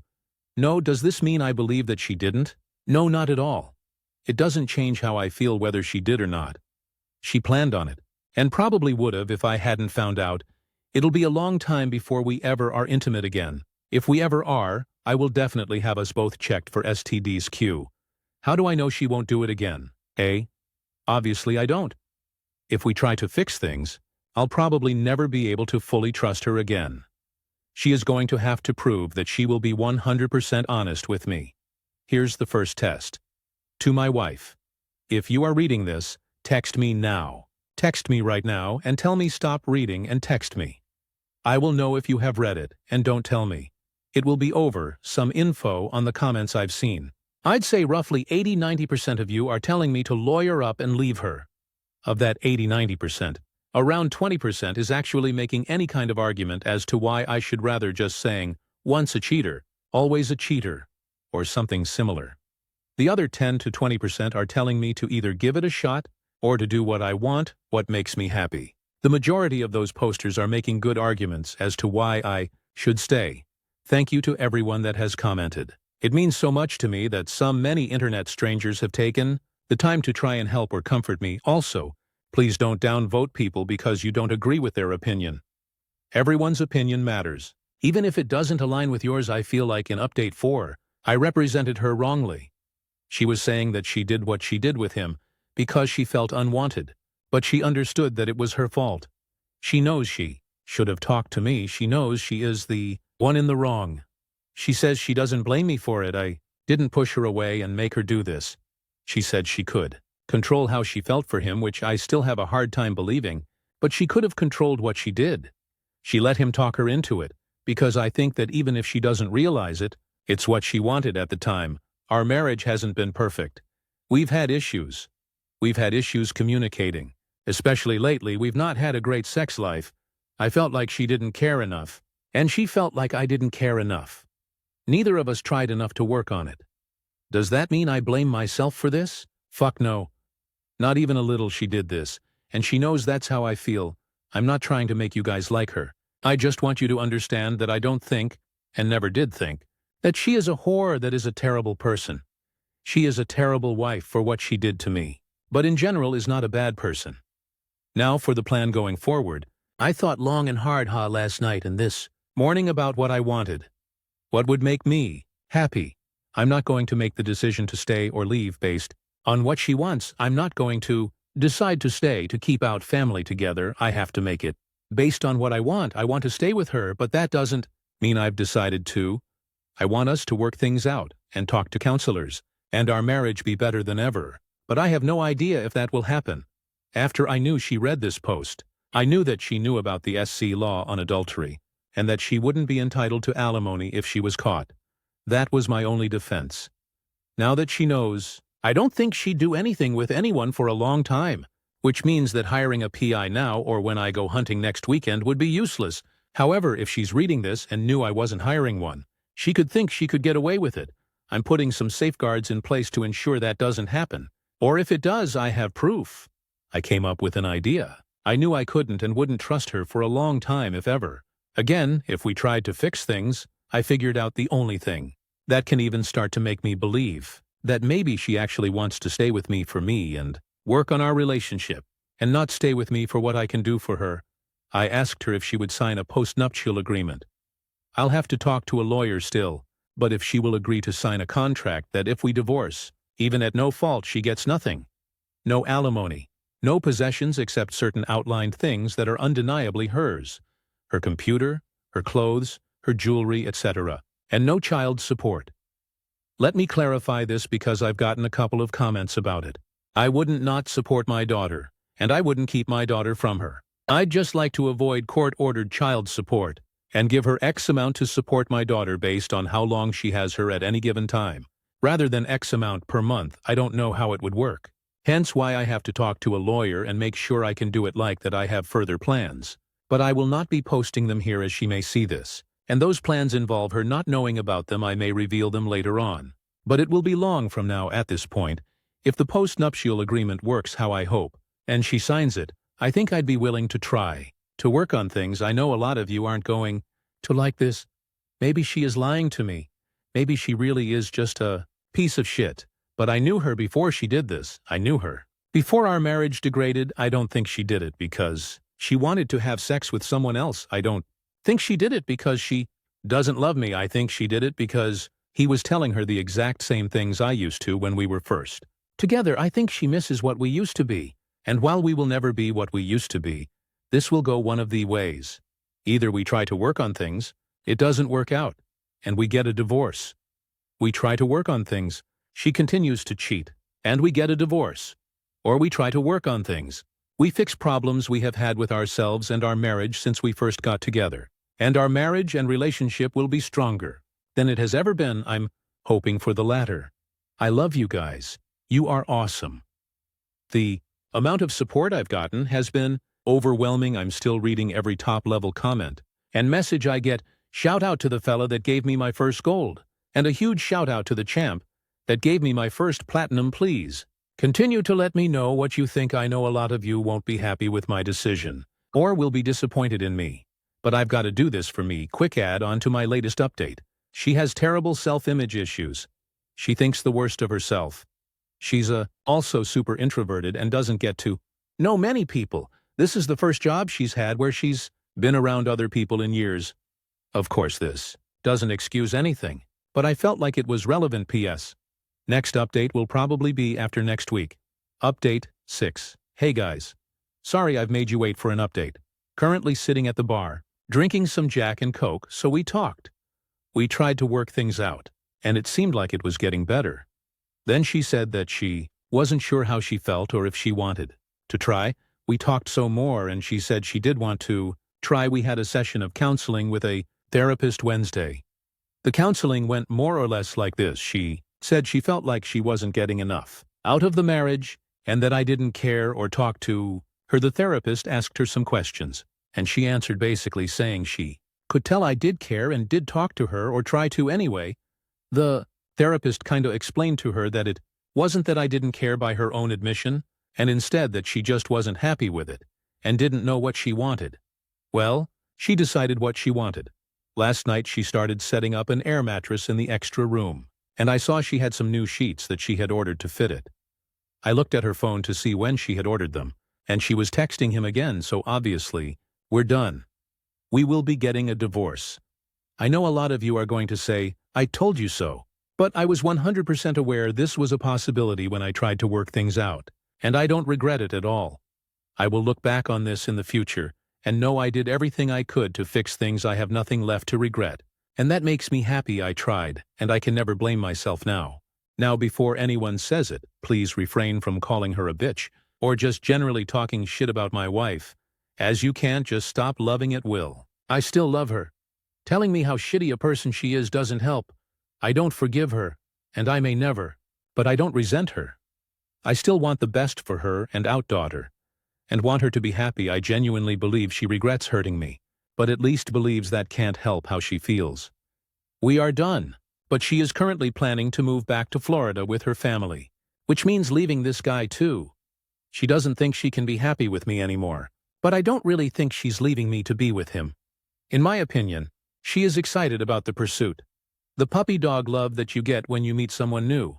I think she is damaged and needs help to figure out herself and her self-deprecation issues. She will be staying here in our house for the time being and seeing a therapist hopefully while she still gets the benefit of it being married to me by SC law. We will have to live apart for a year before we can file for the divorce.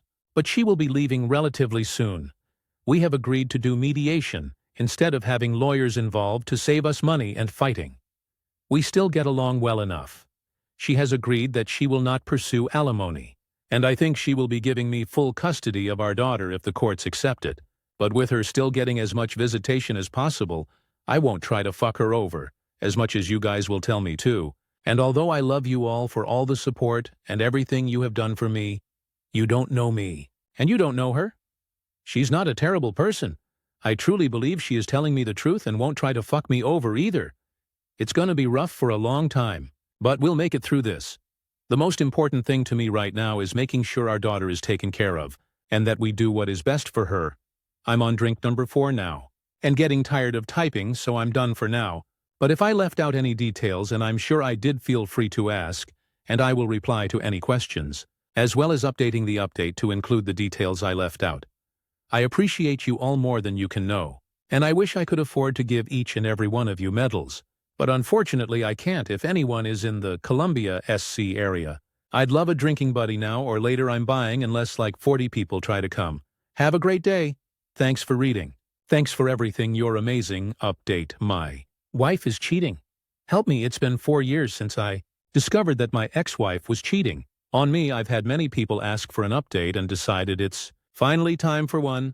I have no interest in reading my original post and reliving that time in my life. So I'll give you a summary of what happened and where I'm at now, after the day or two of activity that the last post took place in. My ex, will call her Sheila, and I spoke.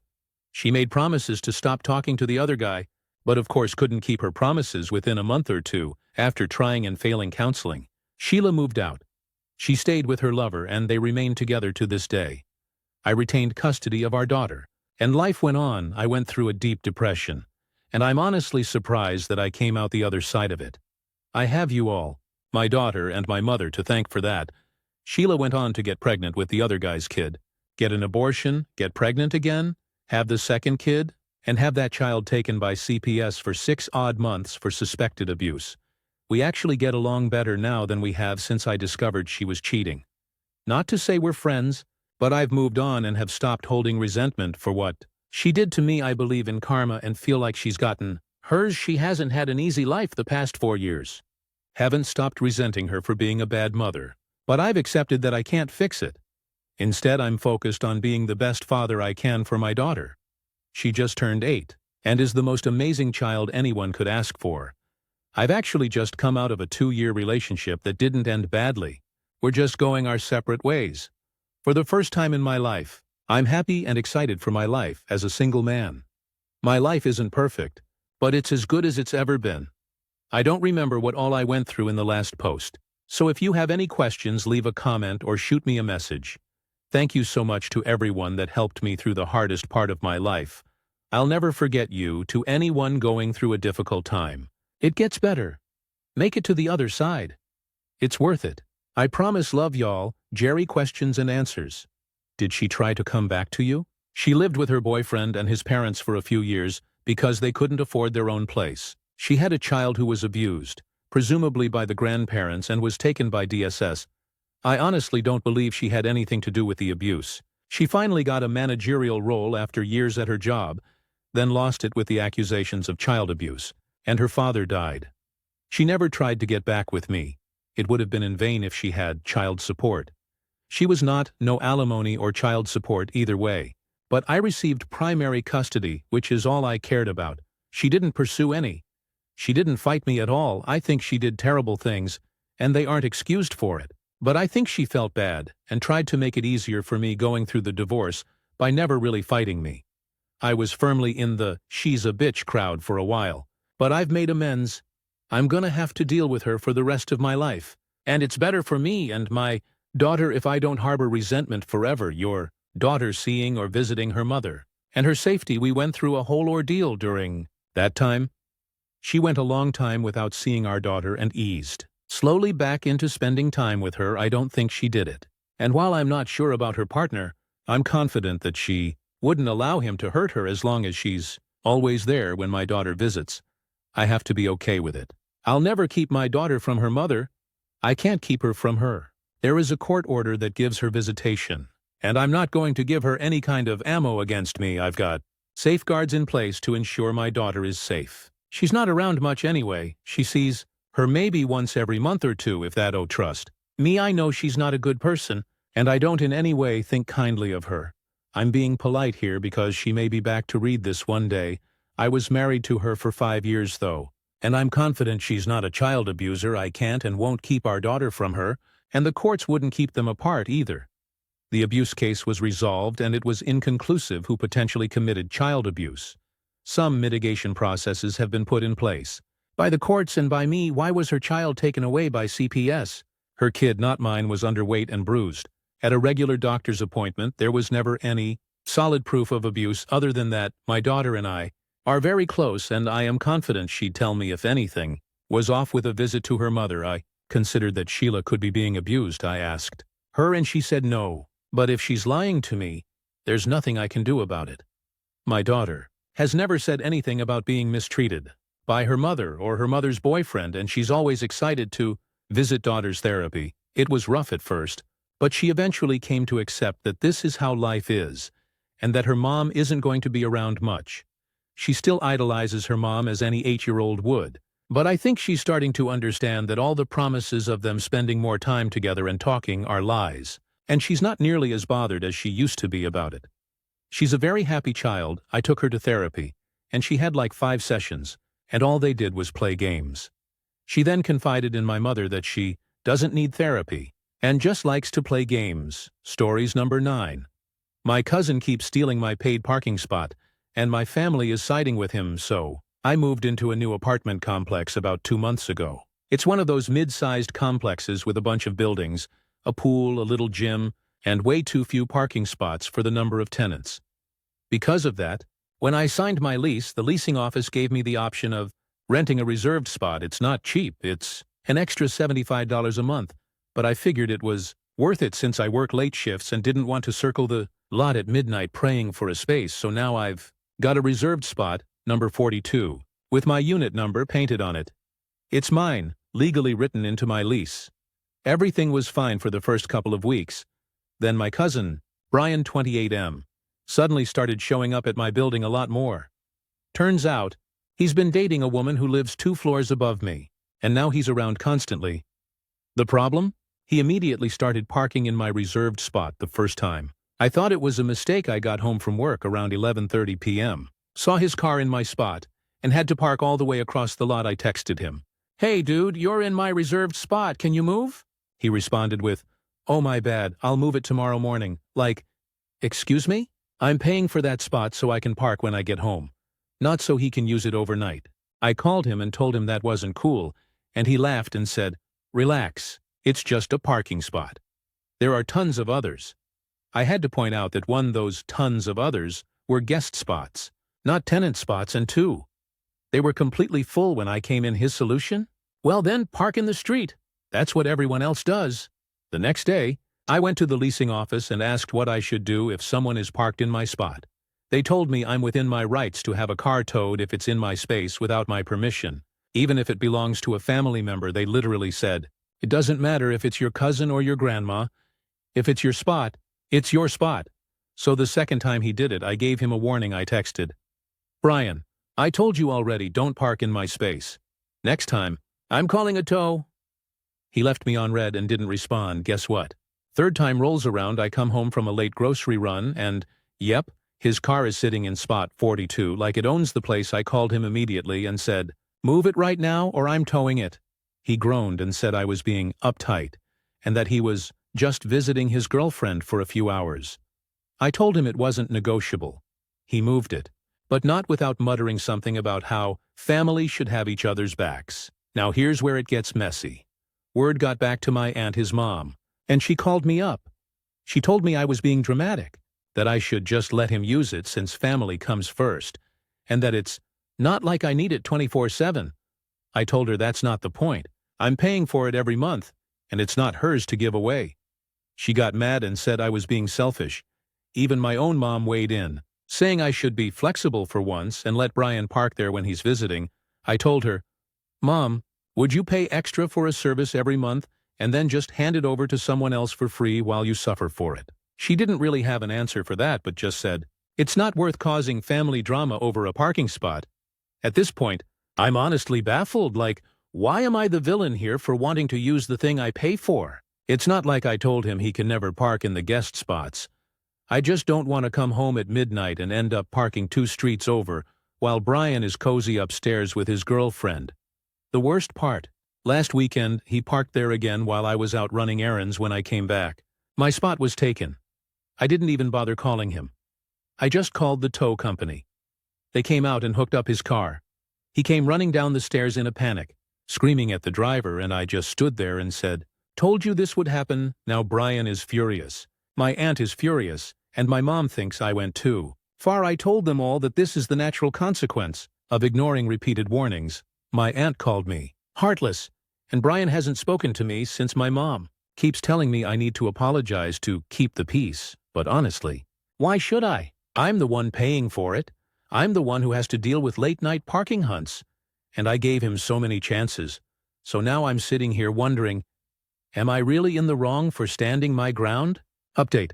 My cousin keeps stealing my paid parking spot and my family is siding with him, so I didn't think this would blow up the way it did. I figured once Brian's car got towed, that would be the end of it. Natural consequence, lesson learned, right? Oh no, that was just the beginning. The day after his car got towed, my phone blew up. Brian sent me a string of texts calling me petty and vindictive, and saying I had embarrassed him in front of his girlfriend, Emily. He told me Emily's neighbors saw the whole scene with the tow truck, and now he looks like that guy who can't even park right. Honestly, if the shoe fits, my Aunt Karen left me a voicemail that was almost 3 minutes long, lecturing me about how families should always support each other, and that I've humiliated Brian and turned this into a war. She said something like, "You think you're better than him just because you live there and pay for that spot. Blood is thicker than water, and you're choosing asphalt over family." I had to pause the voicemail because I started laughing at that line. Then my mom called. She didn't yell, but she sounded tired.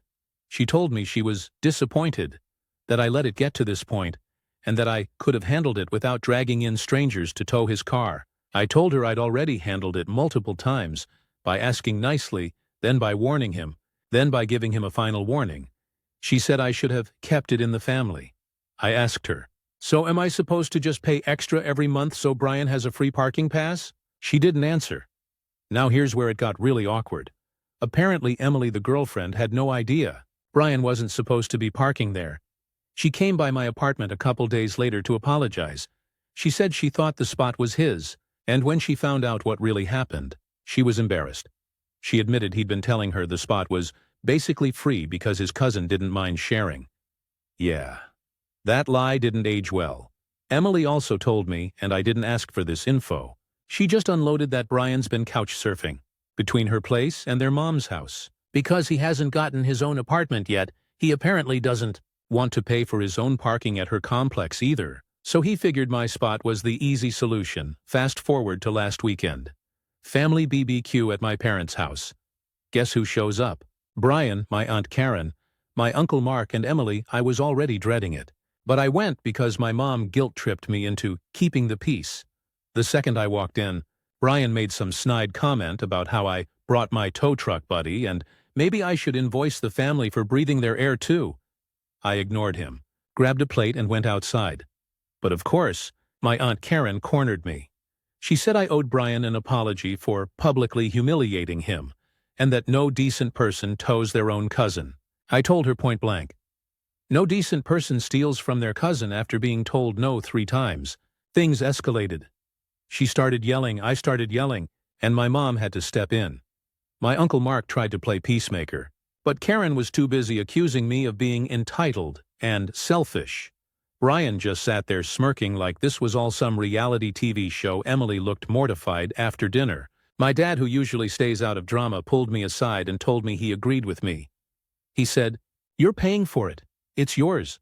If Brian can't respect that, tough luck." That was honestly the first time I felt like someone in the family was actually on my side. Now for the kicker.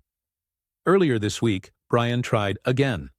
I came home from work, and his car was sitting in spot 42 like nothing had happened. This time I didn't call him. I went straight to the tow company. He must have seen them coming, because he ran down in flip-flops screaming at the driver. He actually blocked the tow truck with his body, saying they had no right. I pulled out my lease agreement. Yes, I keep a copy in my glove box now and showed it to the tow driver. Brian went pale when he realized I wasn't bluffing. They hooked his car anyway. He tried to beg me to call it off, saying, "Come on, man, it's just for a few hours, don't do this again." I told him, "Brian, this is the last time you ever park here again. I won't even bother coming down to watch, I'll just make one phone call and that'll be it." He hasn't spoken to me since. My aunt is still furious. My mom keeps telling me to just apologize to smooth things over, but my dad told her to drop it because Brian brought this on himself. The funniest part? Emily texted me yesterday and said she finally convinced Brian to rent his own guest parking pass through the leasing office. It's $35 a month. That's all this drama was about. $35. So yeah, family drama is at an all-time high. But at least I can come home at night and know my spot will actually be waiting for me. Final update. My cousin kept stealing my paid parking spot. All right. Buckle up, because this will probably be my last post about spot 42. A lot has happened since my last update, and things finally came to a head. After the second tow, Brian basically went silent. No texts, no calls, no awkward attempts at working it out. Honestly, I thought maybe he'd finally gotten the message. And for about 3 weeks it was blissful. I came home from work, parked in my spot, and lived in peace. But of course, that peace didn't last. The setup about a month ago. My apartment complex sent out a notice that they were cracking down on unauthorized vehicles. Apparently, a bunch of tenants had been complaining about people parking in reserved spaces and in fire lanes. Management announced that they were doing random sweeps, and that all vehicles needed updated permits or they'd be towed on site. Guess whose car didn't have a permit? Brian. I didn't even have to be the one to call one night. He parked in my spot again. Yes, after everything, he still tried. I got home late, saw his car, rolled my eyes and thought, not my circus this time. Sure enough, around 2 a.m., a tow truck rolled through the lot, scanned plates, and hooked him up automatically. The next morning, my phone exploded. He left me a voicemail full of colorful language, accusing me of setting him up and ratting him out. He said I was obsessed with him, that I had some vendetta, and that he was done with this family. I didn't even respond. The fallout. Here's where it gets wild. My Aunt Karen showed up at my apartment the very next day. She literally banged on my door at 7 a.m., screaming that I had ruined her son's life. When I opened the door half asleep, in pajamas, she started yelling about how the tow yard was charging Brian almost $400 because it was an after-hours release and that he couldn't afford it. I calmly told her I Didn't call this time. Management had clearly warned everyone. Maybe Brian should try parking in guest spots like a normal visitor. She lost it. She said I was heartless, cold, and poisoning the family with negativity. My neighbor across the hall, Mrs. Thompson's sweet older lady, ended up sticking her head out and telling Karen to stop yelling before she called security. Karen stormed off, but not before telling me I'd regret turning my back on family. After that, family group chat blew up. Half of the family took Karen's side, saying I should have helped Brian out instead of hiding behind rules and leases. The other half quietly texted me privately to say Brian was out of line and that Karen was enabling him. The apartment manager gets involved. Here's the kicker. A week later, the apartment manager called me into the office. She said, "We've had complaints about someone repeatedly using your reserved space." Apparently, other tenants had noticed the drama, and word had gotten back to management. I explained the whole saga, showed them my lease, showed them texts where I warned Brian, and even pulled up the notice about the towing policy. The manager sighed and said, "Honestly, you've been more patient than most. If it were me, I'd have had him banned from the property."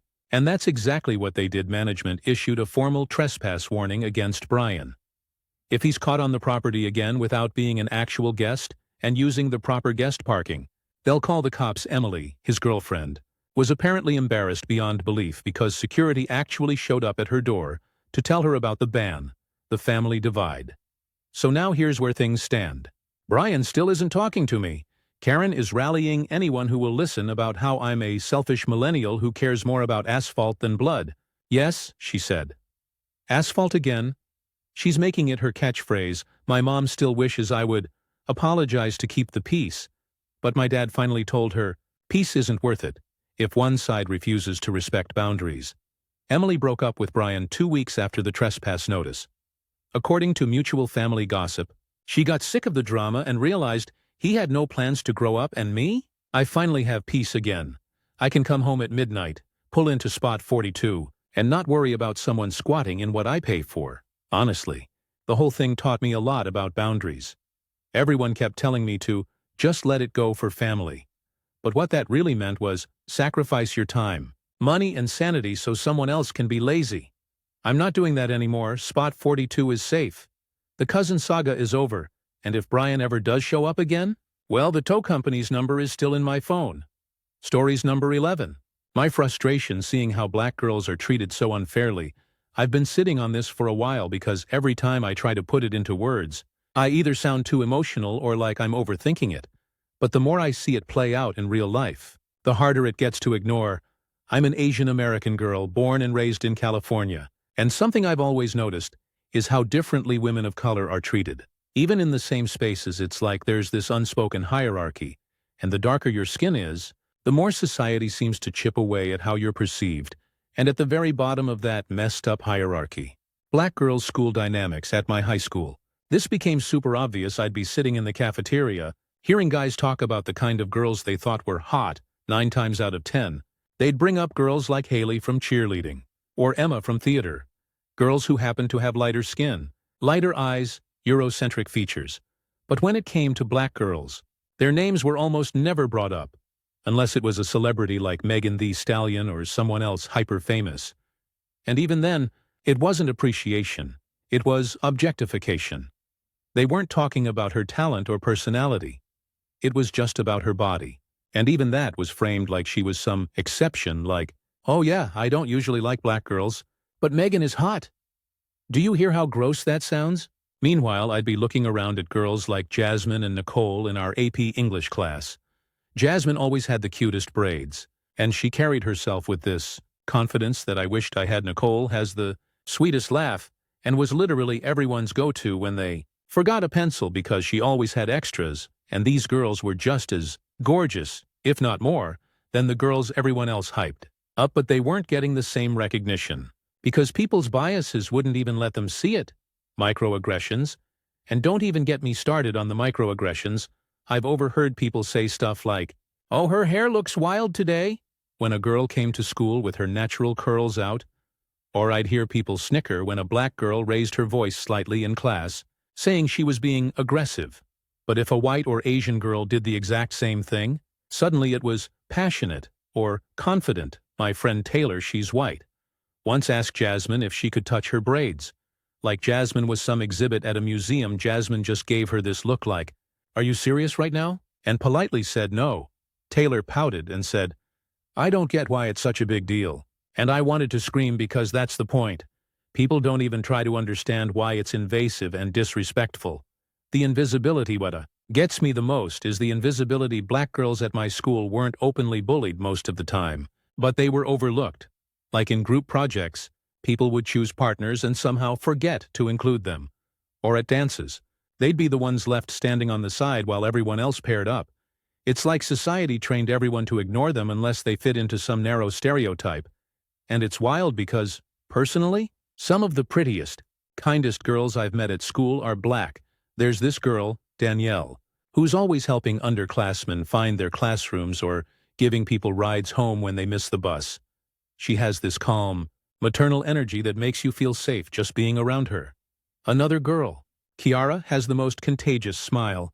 I swear, you can't be in a bad mood when she's around, but when people talk about who's pretty or popular, Danielle and Kiara's names are never in the mix, and that bothers me so much. The bigger picture. I think what frustrates me most is how normalized it all is. You hear people make jokes about weaves or attitude and brush it off like it's harmless, but it builds into this bigger narrative that black women are undesirable, loud, or somehow less feminine. Even some black guys at school buy into it, which honestly breaks my heart. It feels like no matter how kind, stylish, or intelligent these girls are, they're still fighting against a wall of bias. And I hate it because I know how exhausting it feels to be judged for how you look. I've had my share of, "You're pretty for an Asian girl" comments, which is its own brand of insulting, but I can't even imagine the double weight of both racism and colorism that black girls carry. Every single day, why I'm writing this. I guess I'm writing this because I want to say it out loud.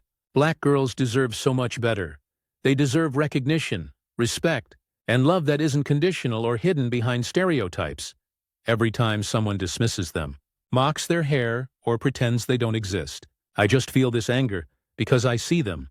I see how beautiful Jasmine's braids are, how Nicole lights up a room with her laugh, how Danielle quietly takes care of everyone, how Kiara makes people smile just by being herself, and it's infuriating that the world pretends not to update. My frustration seeing how black girls are treated so unfairly. I didn't expect my original post to get the amount of attention it did. Honestly, I just wrote it because I was frustrated and tired of watching the same things happen over and over again. But after putting it out there, a lot shifted in how I saw things and how people around me reacted. The first ripple effect, the day after posting. I was sitting in the cafeteria with a few friends. Emma, theater girl. Taylor, the one who asked to touch Jasmine's braids. And Nicole, yes, the same Nicole I mentioned before somehow. The topic of hair came up again. Taylor casually said, "I still don't get why it's such a big deal, it's just hair." And Nicole, quiet, sweet Nicole, actually snapped a little. She said, "Taylor, you don't get it because no one has ever made you feel like your hair is unprofessional or ugly just for being what it is." The whole table went silent. Emma looked uncomfortable. Taylor turned red. And for once, I didn't feel the need to jump in and explain Nicole had said it perfectly. That was the first time I realized how important it is for people to hear these things directly. Not from someone defending them, but from the people experiencing it themselves. A moment with Jasmine a couple of weeks later. Jasmine and I ended up partnered on a history project. We met at the library, and while we were waiting for the printer to work, I mentioned how much I admired her confidence. She laughed and said, "You mean my resting bitch face?" I told her no. I meant how she always walked into class like she belonged there. She went quiet for a moment and then said, "That's not confidence, that's survival. If I act shy or soft, people think I'm weak. If I act too strong, they think I'm aggressive, so I just act like I don't care, even though I do." That hit me hard. Here I was, seeing her as this confident person I wanted to be like, when really, she was just calculating every move to not be misread. It made me think about how much energy she must spend every single day, just existing in spaces that constantly misjudge her. A dance that changed things. Fast forward to homecoming. I was nervous because I don't usually go to dances, but my friends dragged me there. Halfway through the night, I noticed Kiara standing off to the side. Scrolling through her phone, I went over and asked why she wasn't dancing. She shrugged and said, "Guys don't really ask me, it's fine." But it wasn't fine. I pulled her out onto the dance floor anyway, and soon Nicole joined, then Jasmine, then a bunch of other girls. We ended up forming this big circle, just hyping each other up. At some point, a couple of guys from the basketball team jumped in, and suddenly Kiara was at the center laughing and dancing, finally getting the attention she deserved. On Monday, people were still talking about how fun that circle was for once. The spotlight wasn't just on the usual cheerleaders or theater stars. It was on Kiara, and she was glowing. Conversations at home around this time. I started talking more openly with my parents about what I'd been noticing. My mom, who immigrated from South Korea, admitted that when she first came to the U.S., she didn't understand black culture and sometimes believed stereotypes without realizing it. She told me, "It's easy to go along with what everyone says until you actually know people and see how wrong it is." My dad, who's second generation, said something that stuck with me. "Colorism doesn't just hurt black people, it hurts all of us. It makes us believe we're in competition with each other for validation. We don't even need from the people at the top." That was a whole new perspective for me. I'd always seen it as unfair treatment happening to black girls specifically, but I hadn't thought about how it's part of a bigger system that pits minorities against each other. The subtle changes. Since then, I've been noticing small but meaningful shifts. Taylor hasn't asked to touch anyone's hair again. Progress. I guess Emma seems more aware of what she says, and I've been trying to be more intentional about speaking up when I see microaggressions, instead of just feeling angry silently like last week. A guy in our math class called Danielle intimidating. Because she corrected his mistake, I said, "No, she's just smart. If I corrected you, you wouldn't call me intimidating." He looked embarrassed and muttered something about not meaning it that way, but Danielle shot me a grateful look, and that was enough. Where I'm at now, writing that first post made me realize how easy it is to notice injustice, get mad, and then move on without doing anything. This update isn't me saying I've solved anything, far from it. But I'm starting to understand that sometimes the biggest impact you can make is in the small, daily moments, choosing who you hype up, who you defend, who you include. I still get angry when I think about how overlooked and underestimated black girls are. But now I also feel more determined, because if I see it and stay silent, then I'm just another part of the problem. So I guess that's my update. I'm learning. I'm speaking up more, and I'm making sure my friends know they're seen. And honestly, that feels like a start. Final update. My frustration seeing how black girls are treated so unfairly. So this will probably be my last post on this topic. It's been a couple of years since my first rant, and I've grown up a lot since then. Looking back, I realize my original post came from a place of raw frustration, watching people I cared about being treated unfairly, while everyone else acted like it was normal. Since then, so much has happened. And I think it's worth sharing how it all played out. Graduation and goodbyes by senior year. The dynamics at school hadn't completely changed, but they weren't exactly the same either. After homecoming and a few more call-out moments, people started to get more conscious about what they said around black girls. Was it perfect? No. But I noticed Jasmine got more compliments on her braids.